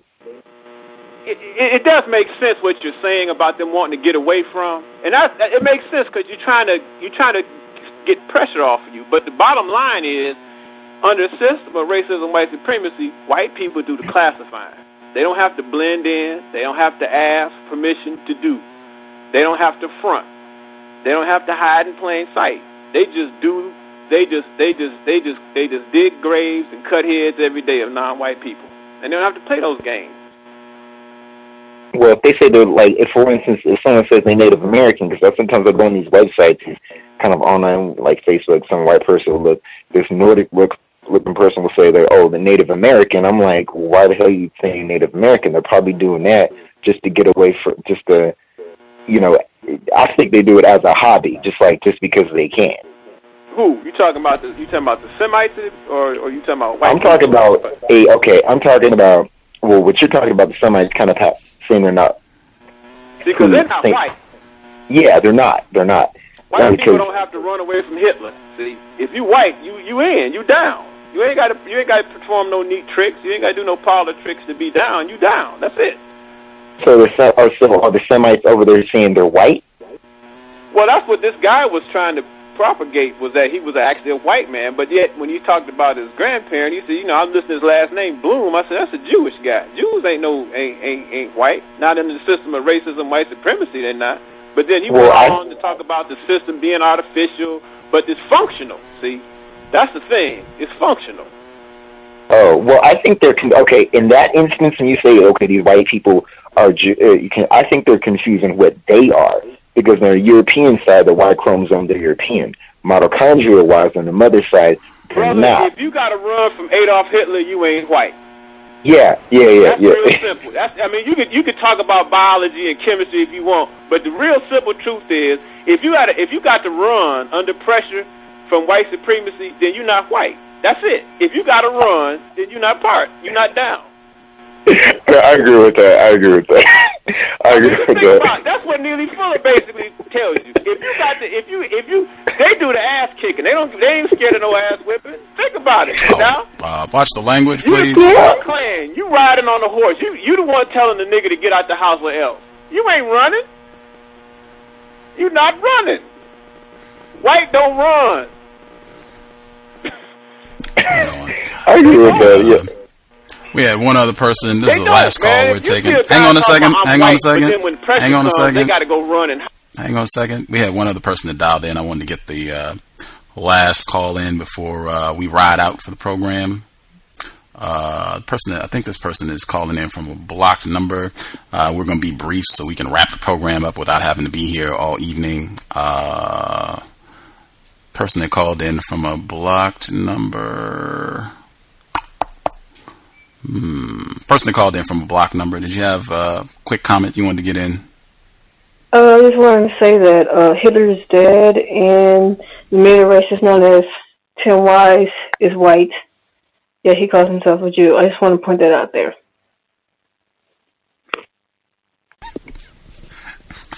Tater pie. Right on. Yeah. Hey Gus, could I make a quick comment? Yes. Real quick. Yes. Just about the white friends thing, I would suggest, seriously, if not, just throw that in the wastebasket, give it a look over before you do that, and then do that. But when I had white friends, like I went to a real posh school out here in the Bronx, and I had white friends when I was younger, and I didn't realize the Creedence Clearwater song. I used to dance around to that song. It gave my friend a real big kick, and just hearing him say that "Sweet Home Alabama," like that was the song I would like do this dance to that song, and my white friend just got a kick out of it, and now I'm realizing that I was like dancing to like a slavery song. I thought it was innocent, but that was my quick one. White people get a kick out of that, having confused victims around them, doing confused things. White people really get a lot of enjoyment out of that. And that'll be another thing. They'll pick up on that. It'll be less enjoyable for them to have you around if you are less confused. Take a lot of fun out of having a confused nigger around. I've seen that as well. The racial classifications, as we wrap things up, cause a lot of confusion. Non-white people get very confused about racial classification. That's something I think we all have seen, will continue to see as long as the system of white supremacy exists. The most powerful white people make decisions about who is and who is not a white person, and they change those classifications whenever they see fit. I would say for any non-white person, come to your own conclusions when you evaluate someone. I would say it's always a great start to ask, are you a white person? That's how, if you notice, most of the programs, we start out asking, are you a white person? Yes or no, and getting a clear answer to that. Not Latino, Hispanic, blah, blah, blah, all that. Are you white? If the person says that they are so-called Jewish, I would ask again, are you white? And I would want to get a clear answer to that. If they say they're white, and you get evidence that they might not be accepted as white by other white people, definitely take that into consideration. White people argue amongst themselves about who is and who is not a white person. I would just point out for listeners, Professor Bloom said he was a white person. He has photographs on his Facebook page. He looks like someone that I would think would be accepted as white, but I could be wrong. I will say again, white people make decisions about who is and who is not a white person. There may be more powerful white people who say, no, he's not a white person, and I would definitely be open to that information. But he said he is a white person. I'm looking at his photograph right now. This looks like somebody who would be accepted as a white person. That right there would mean a lot to me on the plantation. But again, come to your own conclusions. Racial classifications do cause a lot of confusion amongst non-white people. That is unfortunately just a byproduct of the system we live in. Again, we will be back tomorrow, 8 p.m. Eastern, 5 p.m. Pacific. A non-white person will be visiting with us. Will be great to hear her views. Racism, white supremacy. Again, patience. The folks who dial in tomorrow. She is a non-white person, victim of racism, white supremacy, who has been subject to maximum racist aggression. 8 p.m. Eastern, 5 p.m. Pacific. Again, you all are picking the news clips for the week. People have already been sending clips in for the compensatory call-in. So if you find any news clips that you think we should share for the Saturday broadcast, audio, video, you can email them. You can put them on my Facebook page. That'll work either or. But you all are picking the news clips for this weekend. So if you find information, just make sure it's current. Just make sure it's something that happened in the last 7 days on the plantation. Long as it's current, we'll include it. Whatever news clips you all supply, that'll be what we play. I will not pick any of the news clips for the weekend show. If you all want an albino affairs clip, someone should do some looking. That'll give you all an opportunity to see if you can find something related to albinism in the last 7 days. Got to be current. I contend you can find that easily. I don't even have to look very hard for that. I contend it's very easy to find a clip. White people are always talking about an albino squirrel, albino elephant, albino giraffe, albino cricket. They are always talking about these finds out in nature when they can locate some pristine white creature. So if you all want an albino affairs clip, someone should get cracking to see if they can find one of those that is current before Saturday. Thanks everybody for tuning in. The caller in California, as I said, I would absolutely love to get some follow-up once you have some dialogue and kind of see how you want to deal with all this as you become less confused. You can feel free to shoot me an email if you would like to come back and share after you've done some experimenting with all this and give us an update. I'm sure listeners would appreciate hearing additional information on that as well, if you would be down to come back and share again. Okay, I would. Yeah. Outstanding. I would love to hear it. You can shoot me an email and we can set all that up. Even if you don't want to come on the program, I'm curious to hear how this unfolds. My email is untiljustice@gmail.com, just like it sounds, untiljustice@gmail.com. And thank you for sharing. I know you got some put on the spot to answer some questions, and that can be not fun, talking about the ways that we have been victimized. But thank you for sharing. I hope it was educational. We'll be back tomorrow. Thanks to all the folks who called in to participate. Good questions. Hope it was constructive. Bruce Vaughn, she said to check out the website for our guest, Professor Bloom, and see, I think they have information on where he goes to do speaking engagements. They might have video online, live, or recorded footage of him, speaking to groups of non-white people. Might be constructive to check that out. Might be very Timothy Wise-ish to see him in front of a group of non-white people, as Bruce Vaughn said, playing the role of white Jesus, come to speak honestly about racism, white supremacy to the non-white people. Thanks for tuning in. Replace white supremacy with justice immediately. It has been time. Context of White Supremacy signing out. Thank you, white Jesus.